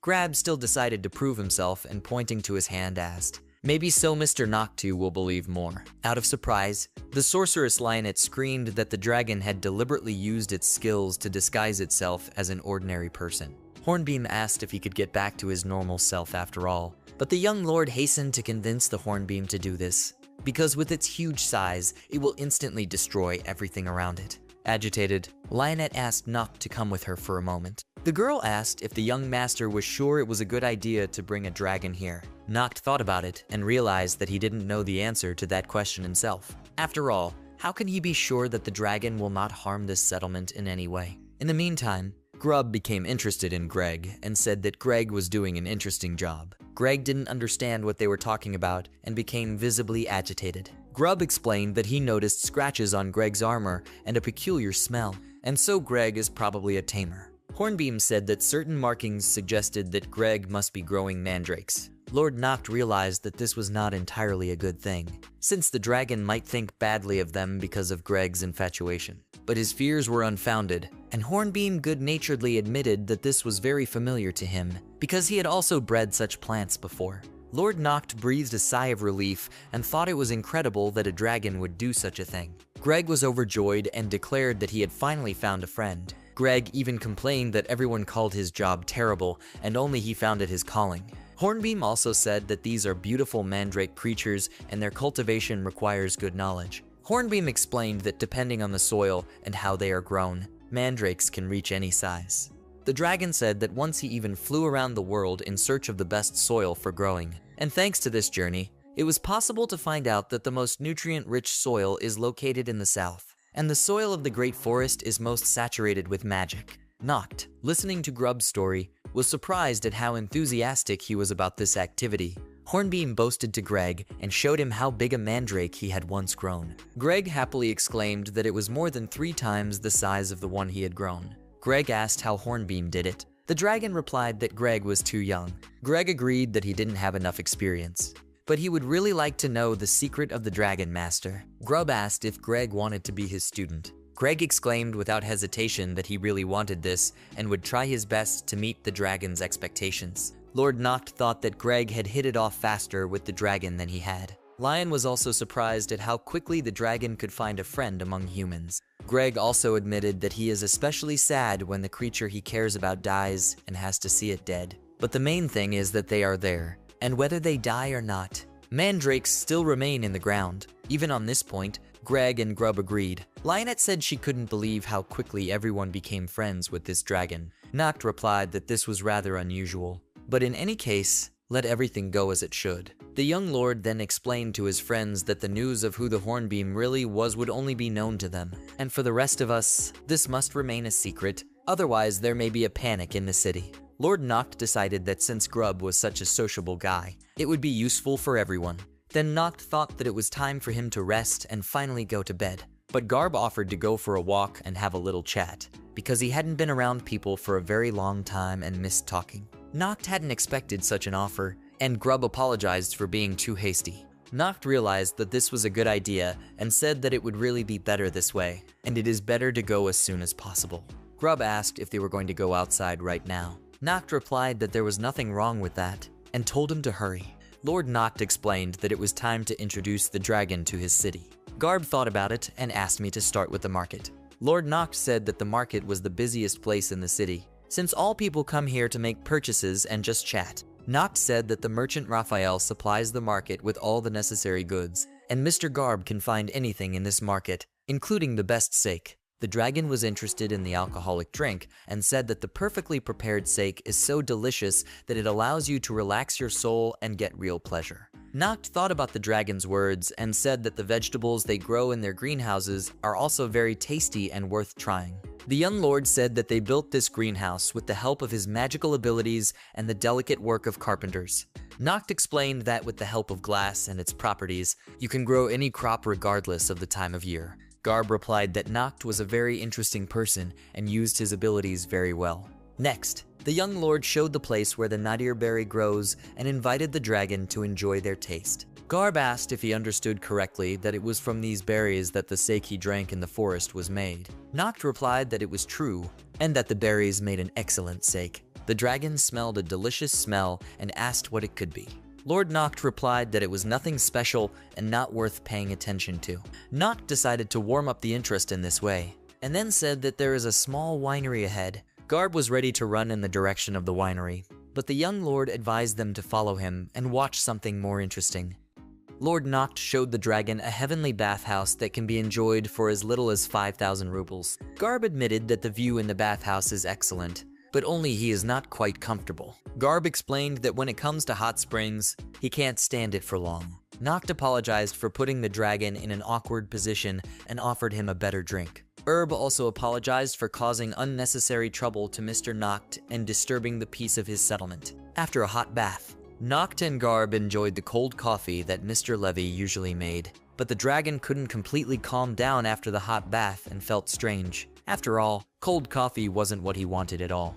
Garb couldn't contain his animal instincts and vented his accumulated emotions. This effect was like an explosion. Levy felt a surge of energy and collapsed with the trays on the floor, and Noct realized that he had done something wrong. Gilna yelled at Noct that he had made the dragon so angry, and that he had every right to do so.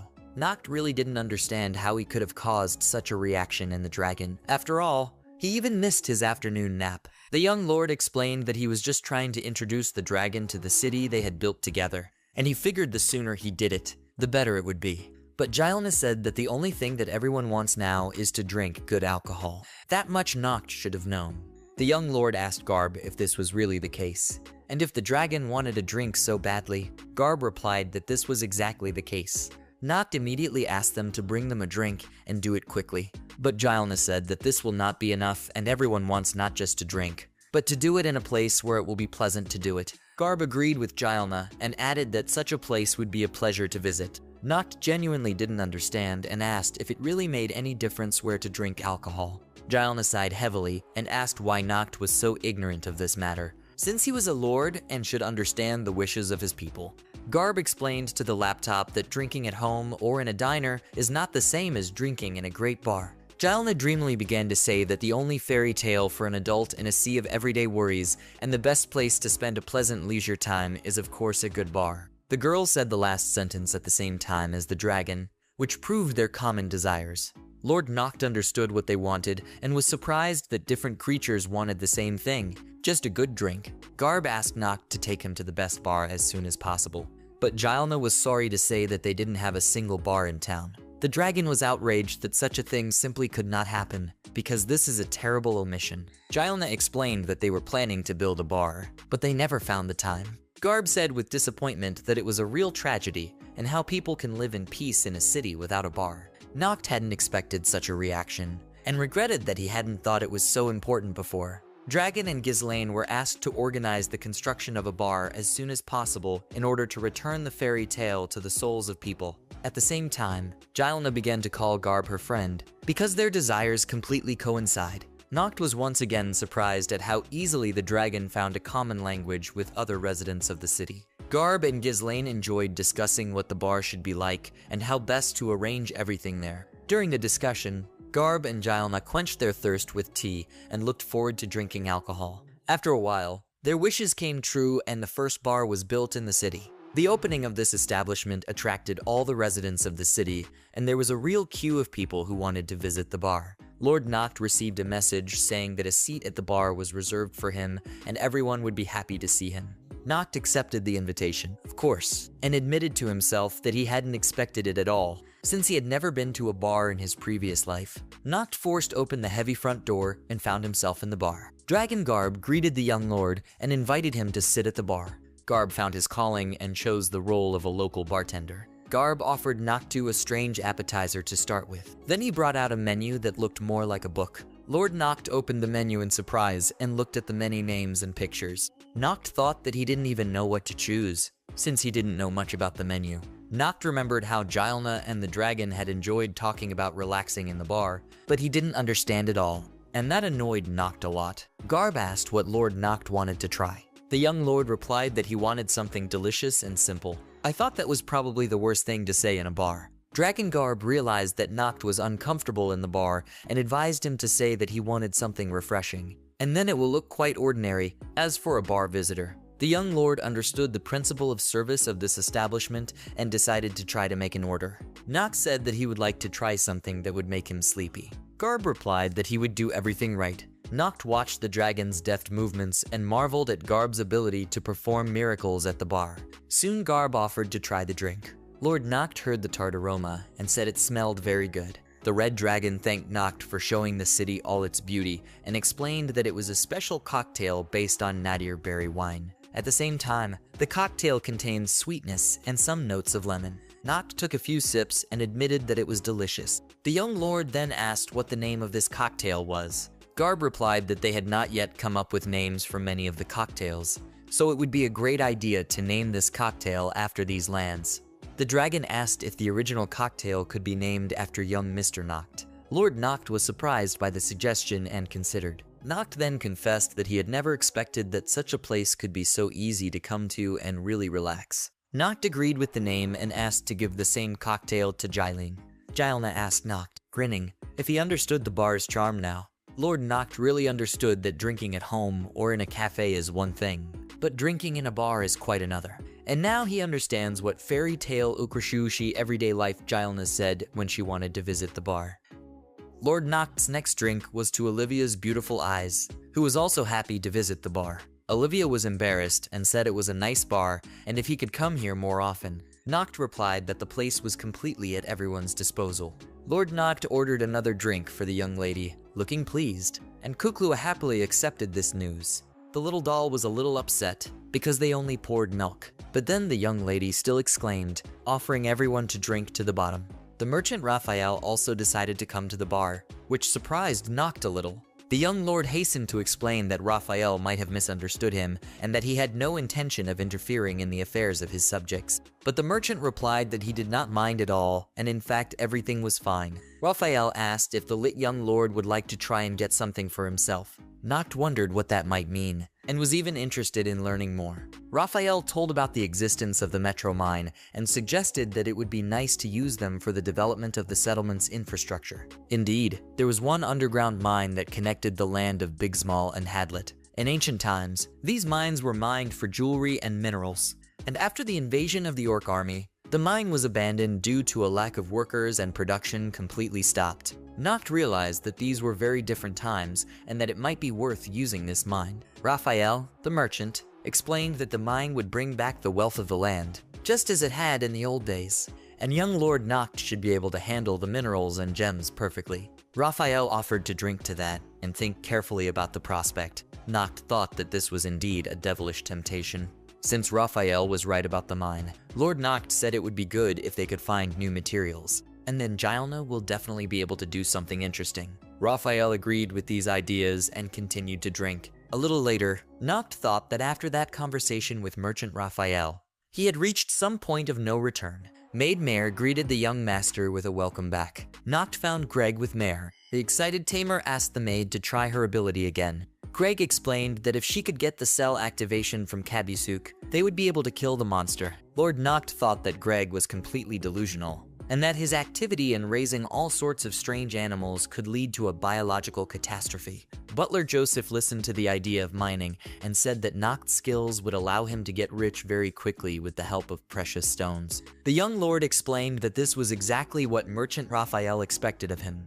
Mare asked who Mr. Noct would trust to mine the precious stones. The young lord replied that before deciding everything, you need to carefully study the whole process and inspect the territory. After all, those mines have been abandoned for a very long time, and it is not known in what condition they are. Lord Noct decided to check everything out and destroy all the monsters that probably breed there.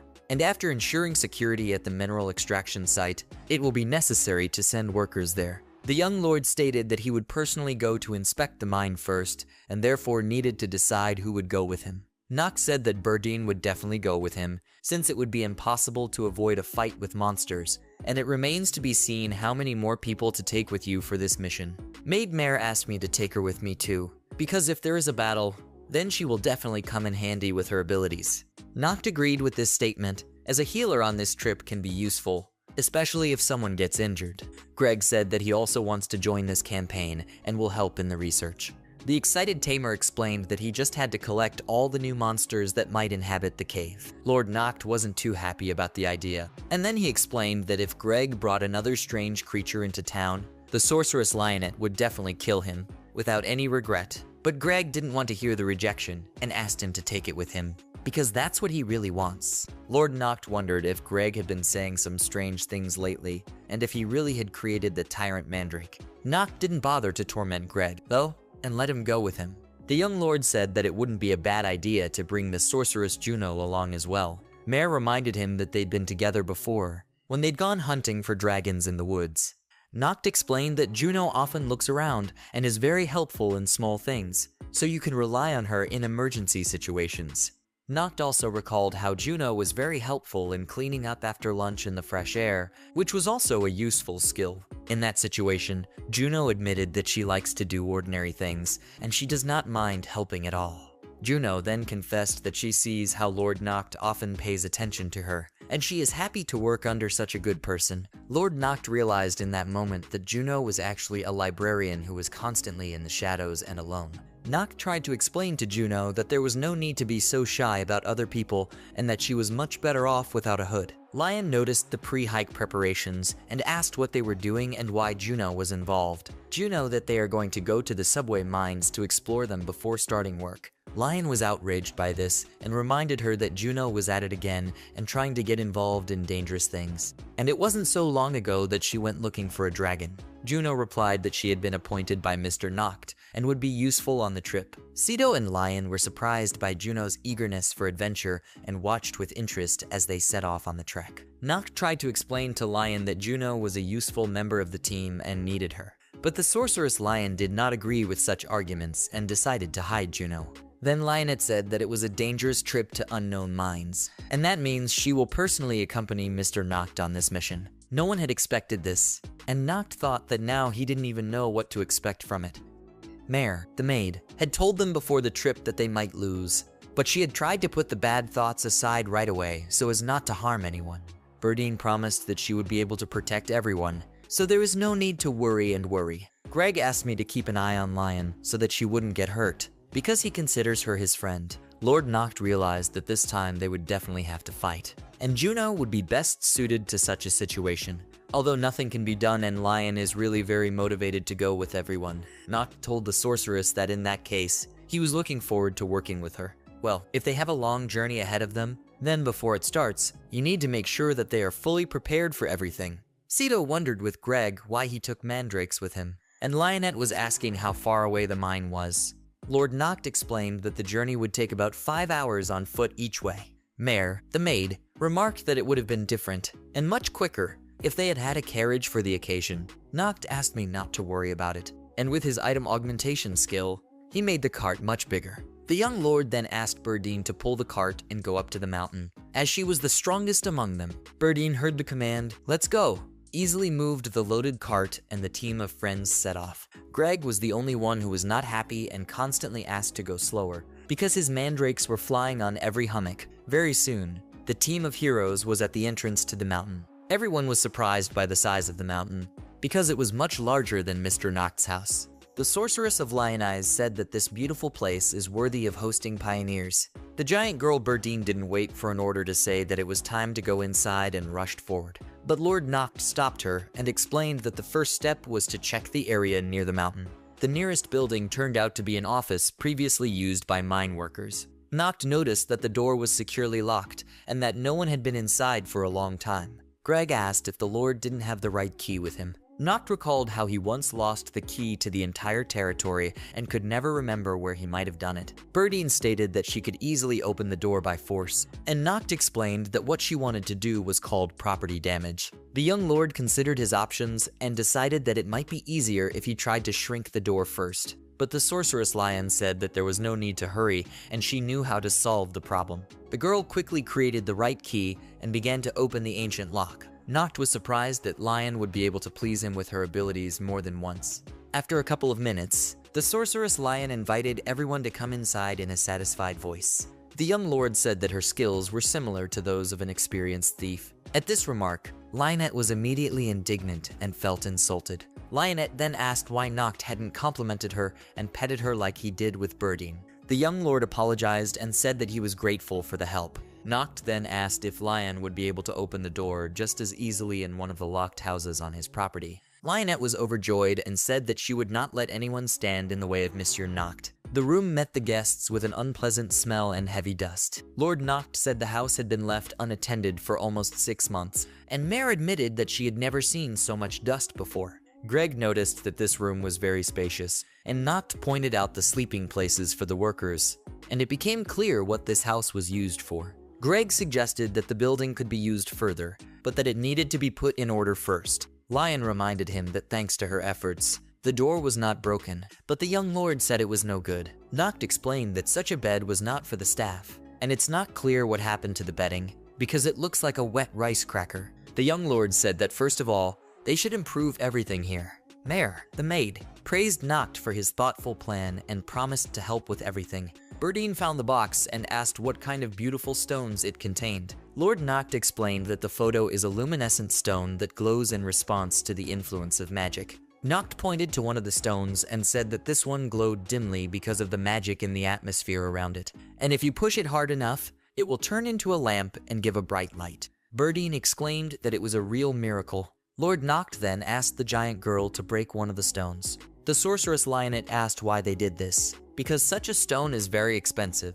Noct explained that they needed more pieces to light the mine and the estate. Noct then used his reduction skill to make smaller tools and asked everyone to take their mining tools with them. Lionette did not understand why to do this and said that it was completely absurd. When the team entered the mine, Noct asked Birdine to lead the way, as she is very sensitive to signs and can sense danger in advance, and if they were suddenly attacked, Greg would stand up for everyone else. The young lord explained to Lionette that Greg and Birdine were experienced warriors, as they had already fought the Orc King, and could therefore be relied upon. Lionette was surprised by this and felt much more confident. Greg realized that during the battle with the Orc King, Lord Noct had shown great skill and helped deal with the danger. Noct joked that this time it was worth hoping for him, because he did not take them with him for nothing. Lord Noct admitted that it would be difficult for him to help in such a small room. After all, the zoom in and zoom out skill requires space.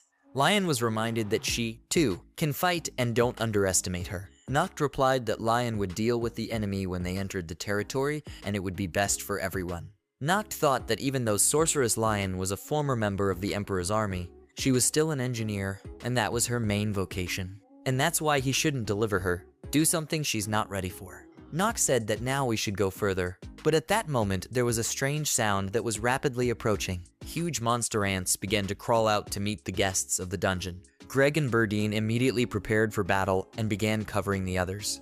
But to everyone's surprise, the sorceress Lion was able to stop the monsters with her magic. Lion proudly said that this was their territory and she wouldn't protect them. Noct thought that he now understood what the Royal Magical Army was all about. This mine was long abandoned due to the fact that after the attack of the orcs, there was not a single worker left. The mine is a very closed space, and therefore it is very difficult to apply the skills of increasing and decreasing objects, as this will be dangerous.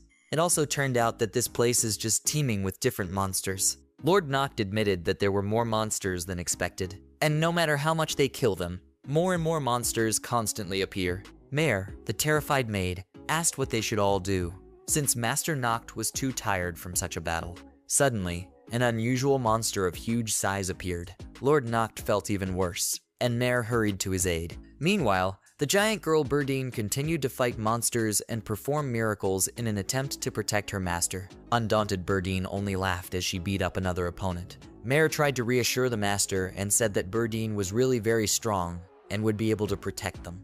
Lord Noct felt very bad and said that these monster ants were too dangerous. During the battle, Greg asked the giant girl to be a little more careful and not destroy everything around her. Lord Noct was once again surprised at how attentive Greg was to small details and caring for his monsters. Birdine, despite everything, continued to destroy the monsters on her way. The sorceress Lion also did not stay away and participated in the cleaning of the mine. She used magic and created earthen stakes that easily destroyed the monster ants. Lione was very happy with the result and said that it was a real pleasure. After all, every time they kill a monster, the world becomes a better place. Lord Noct watched his companions and rejoiced in the general success. though it seemed to him that he was the only one who took everything seriously. Then something unseen struck painfully at the ears that appeared from the depths of the tunnel.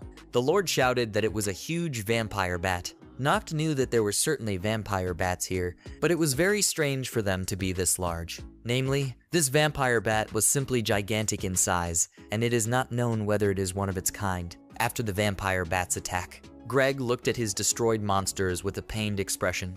Noct shouted that Greg should be careful, because if a bat ate his pet, it might eat him too. Then something incredible happened. The vampire bat was able to immobilize Birdine with its ultrasound and grabbed her. The sorceress lionette hurried to the giant girl's aid and used earthen stakes.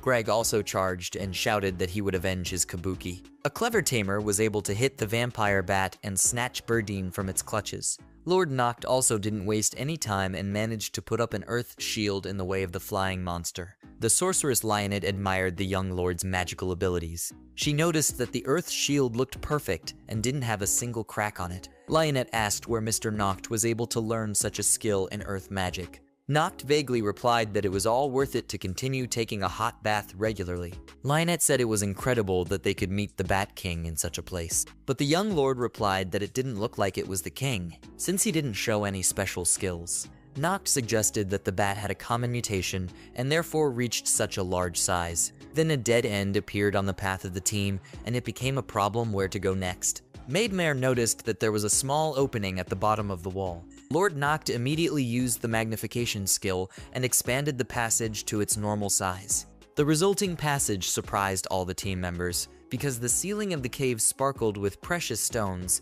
of which there were countless. Noct, moving slowly forward, asked what it was all about. The sorceress explained to Lion that all this is just ordinary manatite and nothing more. The young lord remembered that he had heard such a name before, but he couldn't understand what it all meant. Lionette explained that manatite ore is perfectly compatible with magical energy, and if you make a good staff from this ore, the magic of the owner of the staff will increase several times, and if you use this staff as a weapon, it can become a magic sword that increases strength and stamina, as well as grants special magic. Also, this ore is a very rare resource, and its cost can reach incredible figures. Usually, to equip one warrior with armor made from this ore, you need to spend at least 100,000 gold. Lord Noct said that this ore is indeed very expensive, and it will be possible to make an excellent profit with it. Noct thought that perhaps Merchant Raphael was well aware of the existence of such an ore, and therefore hinted about visiting the mine as soon as possible. And if they start mining such expensive ore, they will be able to use it to improve their territories.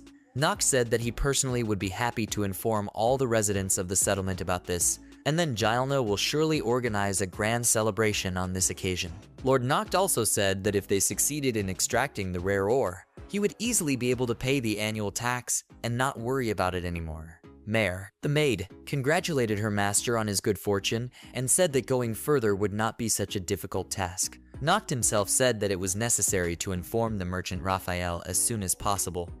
The giant girl Birdine began to quickly drag the young lord somewhere. Noct asked her what she was doing, and Birdine explained that she wanted to show him something. There were some people near the huge vein of manatite, and the sorceress lion asked who they were and to whom they were subordinate. Lord Noct recognized these men, for he had seen them before. It was Alton, Margit, and Butts. People were very surprised to see Lord Noct standing in front of them. The sorceress lionette asked if they were any of Noct's acquaintances. The young lord explained that these people were workers who used to work in this mine. They were also former citizens of Big Small, and he'd seen them since he was a kid. Noct said he hadn't seen them in a very long time and asked them how they were doing now.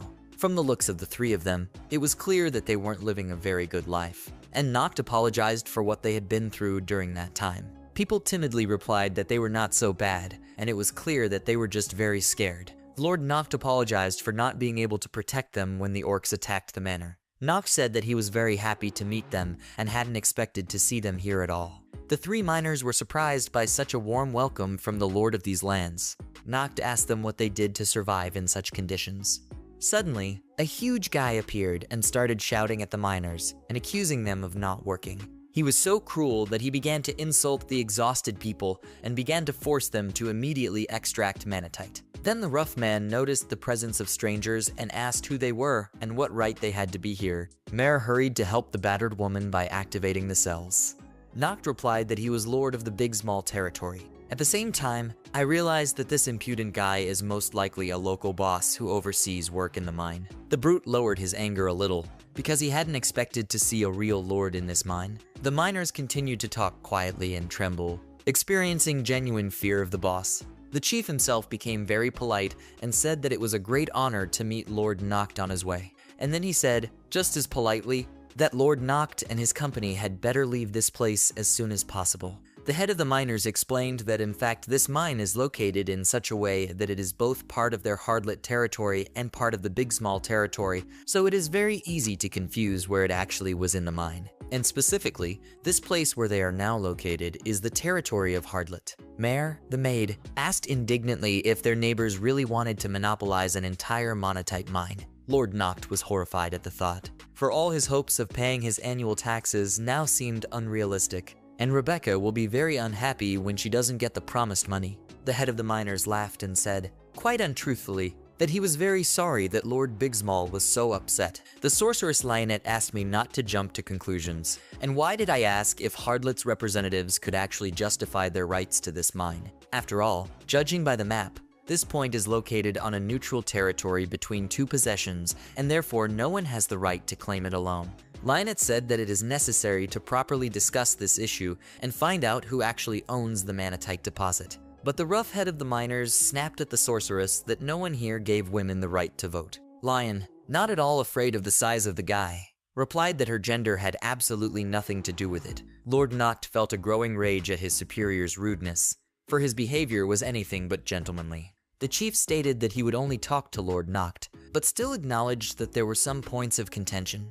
Therefore, this matter should be decided between the two lords. The boss said that it was necessary to inform his lord about the situation, and then it would be easier to solve the problem. Lord Noct said that if that was the case, both sides would now take some manatite for themselves, and then everything would be decided during negotiations. The head of the miners was not too happy about such a meeting and hurried back to his property. Mare's maid continued to resent the insolence and rudeness of an ordinary person. After all, he had spoken with utter disrespect to Lord Noct. The sorceress Lionette thanked the young master for standing up for her in this situation. After all, it was very brave and worthy of a lord. Lord Noct himself began to complain that now they had added another unplanned problem, and he did not know how to solve it. Mare hastened to reassure her master and reminded him not to behave like this in public. Butler Joseph said that the Hardlet family is not a very friendly neighbor. And in the past, when there were signs of an imminent attack of monsters from the big forest, Mr. Noct's father sent them requests for help. After all, it was always the custom among the lords of the harsh virgin lands to help each other, and everyone knew this unspoken rule. However, the neighbors never sent their troops to help, and the maximum they dared to help was a modest amount of resources. And then in rare cases, Mare, the maid, excitedly announced that a letter had arrived from the Hardlet area. The letter contained a message with an offer to come back tomorrow, and nothing more. The ruler was indicated as the ancestral estate of the Hardlet family. Mare was burning with anger at being so rude to Mr. Noct. The girl confessed that she wanted to kill them all for such audacity. Merchant Raphael said that it would be much better if the negotiators came here, because if you underestimate the strength of the enemy, you can pay for it with your life. Therefore, he believes that it is not necessary to go to the enemy's territory. Noct said that of course he understood everything, but still had to show courage, and therefore he would go to the specified place and at the specified time. It was a lord's duty, and he would do it for the future of his people and try to make the negotiations work. Mare, the maid, was praising Noct for his extraordinary diligence. For this morning, more than ever, he had decided to get up very early. The young lord replied wearily that it wasn't nice to be late for an appointment, so he had to sacrifice his sleep. The noisy Burdine did not calm down all the way and constantly asked how long they still had to go. Noct replied that it was necessary to be patient and not pull the curtains. And in general, today is an important day, because they are going to serious negotiations. The capital of the Hardlet lands was waiting for them in its obscurity, because no one knew how they would be treated there. The capital of the neighboring state turned out to be a large city, which impressed the guests with its appearance. There was an important conversation ahead about the extraction of the rare ore manatite. Lord Noct said he saw nothing surprising. Although the territory of the neighbors, it is the same plane as the territory of his lands. But here everything looks more prosperous, and perhaps the lands of the neighbors were simply not subjected to the barbaric attacks of the orcs. Burdine was surprised to see a very tall and unusual building ahead. Noct explained that the problem is that Hardlet is a multi-ethnic country and there is a mixture of different cultures. The young lord immediately asked Gilna and Rog to study this magnificent structure and see if they could create something similar in their city. Noct informed Huntress Luz that there were also elves living in this city, and that there might even be some of her acquaintances here. But Luz said sadly that she didn't think she knew anyone here, since she was the only elf from her village who went on a long journey, and her village is actually a closed area that no one leaves. Lord Noct was surprised to hear such revelations from Luz and wondered what had made this girl join his settlement. Noct didn't bother the elf with unnecessary questions and decided that he would find out later. For now, Luz just said she'd like to have a few drinks. Suddenly, an excited Birdine shouted. She asked what kind of strange food the local resident eats, which looks like dirty earth. Lord Noct replied that it was only curry, and that there was no such food in this world. Noct was surprised and immediately wanted to try a real curry. Noct ordered a portion and invited Birdine to try it. The giant girl looked suspiciously at the unfamiliar food and said that it looked like ordinary dirt. The brave Birdine didn't dare try the curry, although she admitted that it smelled very good. The young lord still decided to help the indecisive girl and asked her to just open her mouth. After swallowing a spoonful of curry, Birdine exclaimed that it was incredibly delicious. Cedo and Gilna were surprised by Birdine's reaction and asked them to give them a taste. As a result, everyone who tried the unusual dish was satisfied with the excellent taste of local food. Lord Noct, who greatly missed the cuisine of his homeworld, enjoyed the long-forgotten taste and thought that it was not for nothing that he decided to go on this trip. Birdine suggested that Noct immediately downsize the store and take it home with him. But the young lord reminded her that if Birdine wanted to use this shop, it had to remain a normal size. Noct then promised that as soon as they got back, he would make a great curry himself. Noct noticed that the prices here were quite expensive, but he still decided that he should buy spices for his kitchen so that he could make a real curry at home. And then this taste can be felt even on the territory of Bigsmall. Most of all, Birdine, who was always the most emotional girl among his company, was happy with the delicious dish. Noct looked at the curry and said it reminded him of a blanket. Then the whole group continued to enjoy the local cuisine and enjoy themselves until everyone remembered why they had come here in the first place. Noct and the others eventually made it to the Hardlet family's main building. The local butler announced Lord Noct's arrival, and then invited the guests inside. Inside was a nice-looking guy who immediately apologized for calling Lord Noct to such a remote place. The guy introduced himself as the second person in the Hardlet Norvis family, and he was the lord of these lands. Noct responded by introducing himself and saying that it was a pleasure to meet his neighbor. Lord Norvis suggested that we lose no time in getting straight to the point, and as far as he understands, it will be about the rights to extract the rare fossil manatite. Lord Noct thought that he had checked all his father's files at home, but could not find any information about where the manatite was first found. Lord Noct did not count on the good results of these negotiations, as he did not have any trump cards, and all he hoped to get was at least 40% of all the manatite deposits. But Lord Norvis's statement was completely unexpected. He announced that he was assigning all mining rights to this rare material to his territory and was not going to discuss it. Lord Noct asked why Norvis had decided that. Lord Norvis explained that everything had long been written down in the documents that were passed down in his family, and he was ready to provide them. Noct replied that territorial documents should be shared online with both parties, but it does not have such documents available.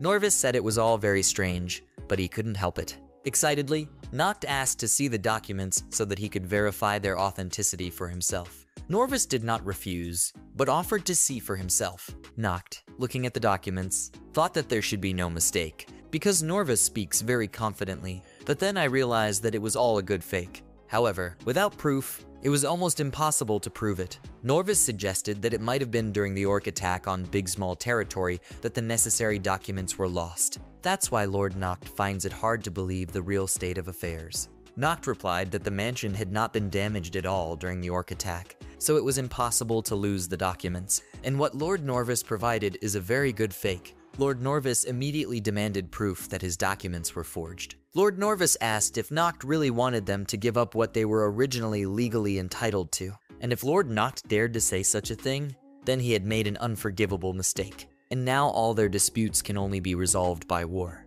After all, this is one of the noble customs that exist to resolve conflicts and disputes. According to custom, the two lords deploy their troops in a pre-arranged territory and fight. This pseudo-war is designed to solve various disputes and problems. Lord Noct knew that he had fallen into a trap. After all, Lord Norvis had deliberately prepared forged documents, and then he suddenly invited me to visit him, so as not to give me time to get evidence. And then, in the dialogue, he immediately issued an ultimatum and declared war. It was obvious that Lord Norvis had planned everything out long ago and was waiting for the right moment. Noct knew that the Lord should not risk his life for the sake of any resources, but if he is now a weakness and bends in front of the enemy, then in the future, his land will be considered weak, and he will be a lord who retreats at the mere mention of a pseudo-war. And when the neighboring Lord Norvis begins to treat Noct in this way, he will immediately be tempted to take away something else besides the Manatee resource. And that would be the beginning of the end of the Big Small family. Lord Noct recalled that his country's territory had recently been heavily attacked by orcs and was now very depleted. And so it seems dishonest of Lord Norvis to demand that we start fighting under such unequal conditions. Norvis thought about it and promised that he would only be willing to put up 100 soldiers to even out the odds, and Lord Noct can put as many warriors on the battlefield as he wants or as many as he can. Noct considered this suggestion because there was bound to be another catch. Lord Norvis was quick to answer and asked what Lord Noct's decision would be.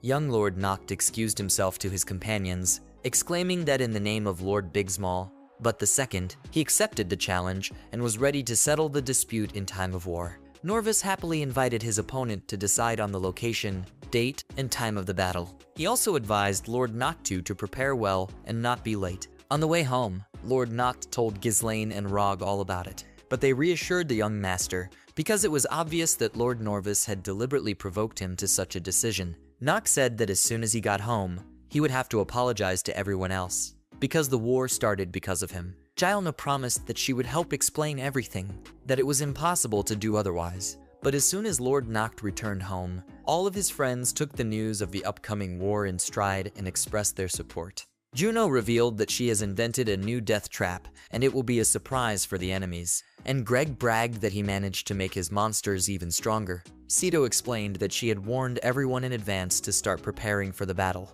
Greg said that Lord Noct looked weak and would get into a lot of fights, but everyone else will never be bored. Greg then asked what they were really going to do in this war. Lord Noct replied that they would not use death traps in the first place. The young lord went on to say that the pseudo-war would only last for 10 days, and it will be held on the plain between the territories of Bigsmall and Hardlet. The use of weapons is determined by the regulations, and it should not be fatal and without the possibility of seriously injuring a person. The winner is the one who can knock out the opponent's lord. The sorceress Lionette asked them what their chances of winning were. Lord Noct explained that negotiations had ensured that the enemy force was limited to 100 soldiers. Noct also decided to turn to the Red Dragon for help. Garb asked why Lord Noct was so agitated and what business had brought him here. Noct said that he had a request to make to Lord Dragon. The young lord said that a pseudo-war between the lands of Bigsmall and Hardlet was about to begin, and so it would be a great advantage if Mr. Grubb could use his power to help. Lord Noct admitted that he had to agree to this conflict. After all, the fate of all the inhabitants of his country depended on these negotiations. Noct said that he knew how kind Mr. Grubb was and probably didn't like violence in any form. But without his power, it will be difficult for them to win this war and defend their interests. Lord Noct said that his country has only just begun to develop, but such a test puts all his efforts at risk, and you can't just lose them. The Red Dragon replied that if Lord Noctu was in danger, he was ready to help. Noct thanked Grab for his help and said that he would greatly influence the outcome of the war. Ceto said that going to a pseudo-war with a mighty dragon was a great decision, and no one had ever done it before. Sorceress Lionette admitted that she was delighted with this result. Mare, the maid, reminded me that Mr. Noct was a very capable manager. Then, everyone got busy preparing for the upcoming battle and started planning their actions.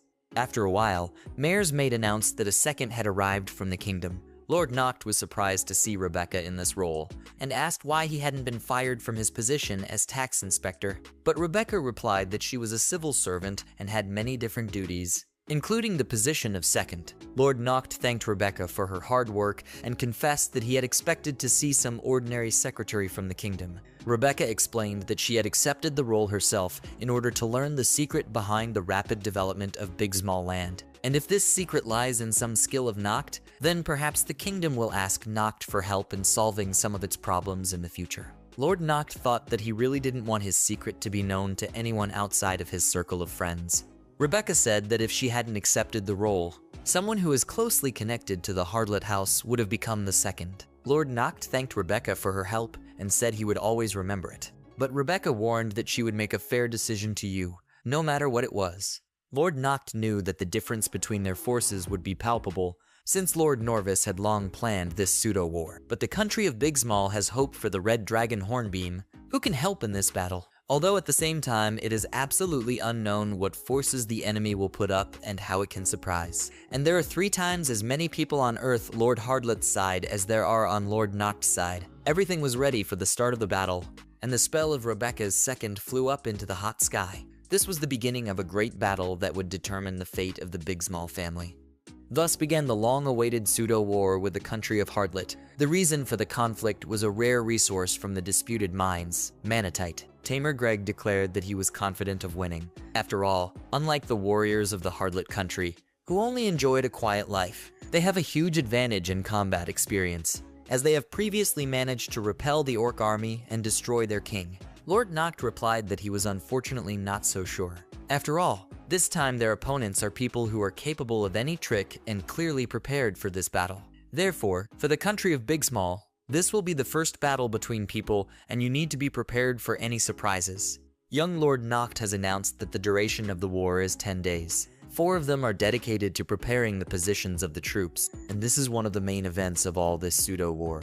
Therefore, do not forget that there is no guaranteed way to win a confident victory, since it is definitely the one who is best prepared for the battle that will win. Lord Noct's friends were happy to have a large number of different potions for healing, because it is sure to be useful in battle, even if it is not fatal. Lord Noct said that an important resource, Manatite, is at stake, so you can spend a lot of money to win. Lord Noct also admitted that he managed to make a good deal with the merchant Raphael, who sold him the resources at a good discount. Lord Noct's team was elated and confident of winning their cause. In the meantime, Lord Norvis, of course, was watching his opponent and decided that it looked like Lord Noct had used up all the resources available to him. Lord Norvis felt superior and was dismissive when he mentioned Lord Noct. I honestly thought he was a complete fool. Lord Norvis believed that if you were afraid to bet big in any game, you would be afraid to bet big. You can quickly start thinking like an ordinary commoner, and that's the worst thing that can happen. And you may not even notice the moment when you become a loser. And Noct has very low stakes in this battle, because even with his many resources, he has no more than 30 soldiers at most. And this is the decisive factor for winning the battle. After all, without a large number of workers, it is impossible to build a defensive fortress in a short time.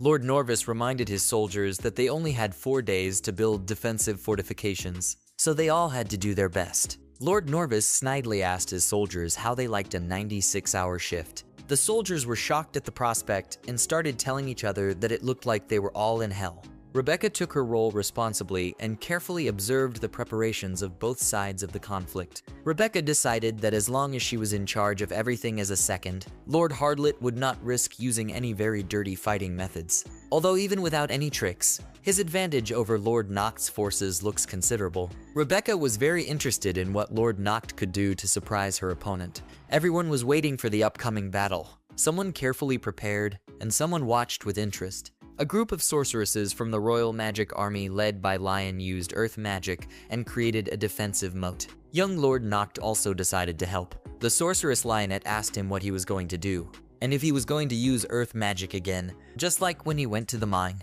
Lord Noct explained that he wanted to apply a move, as in the case of a store reshuffle, and with the help of his imagination, he will create the desired block of land. Lord Noct applied the item reduction ability and selected a tedious size for the appropriate block. Lord Norvis, of course, was watching all the actions of his opponents and immediately realized that if they were able to control the soil on such a scale and at such a speed, then he was probably facing a squad of elite earth mages. Norvis admitted that Lord Noct himself was just as good at earth magic. and if you study their territories, it is obvious that the Big Small lands are located near a dangerous forest, which means they're used to fighting a lot, and they must be very cunning in their defense skills. The commanders of Norvis soldiers assured that they had nothing to fear and had a solution for their problems. Juno suddenly felt a sharp pain and fell to the ground. Young Lord Noct hurried to the sorceress, not understanding what could have affected her so much. Noct asked her what had happened to her and why she had suddenly become ill. But Juno was in a terrible state and could barely speak clearly. Lord Noct asked why Juno hadn't said anything, since he had lost so much strength during the training. But Juno muttered that she only wanted to be useful to Mr. Noct. Lord Norvis rejoiced at the misery in the enemy camp and said that this sorceress was very stupid, because you can't use such magic so much, and healing potions taste too bad and aren't particularly effective. The sorceress lion admitted that she also feels very weak and cannot continue to use magic. Maid Mare hurried to help the exhausted sorceresses with her cell activation ability. At the same time, Mare grumbled as much as old Joseph about not wasting her magic so recklessly. Gilna and Rog said that it was time for the sorceresses to rest, and now it was their time to work hard. Gilna created the perfect mock-up of the defense structure as always and gave it to Lord Noct. The young master of the Big Small lands immediately used the ability to increase items, and a beautiful castle of enormous size appeared. Lord Norvis was furious at what he saw and shouted that it was magic. Then Lord Norvis began to feel faint and blurry. Norvis suddenly stood up and began to say something unintelligible, and his soldiers began to discuss whether someone had hypnotized the master.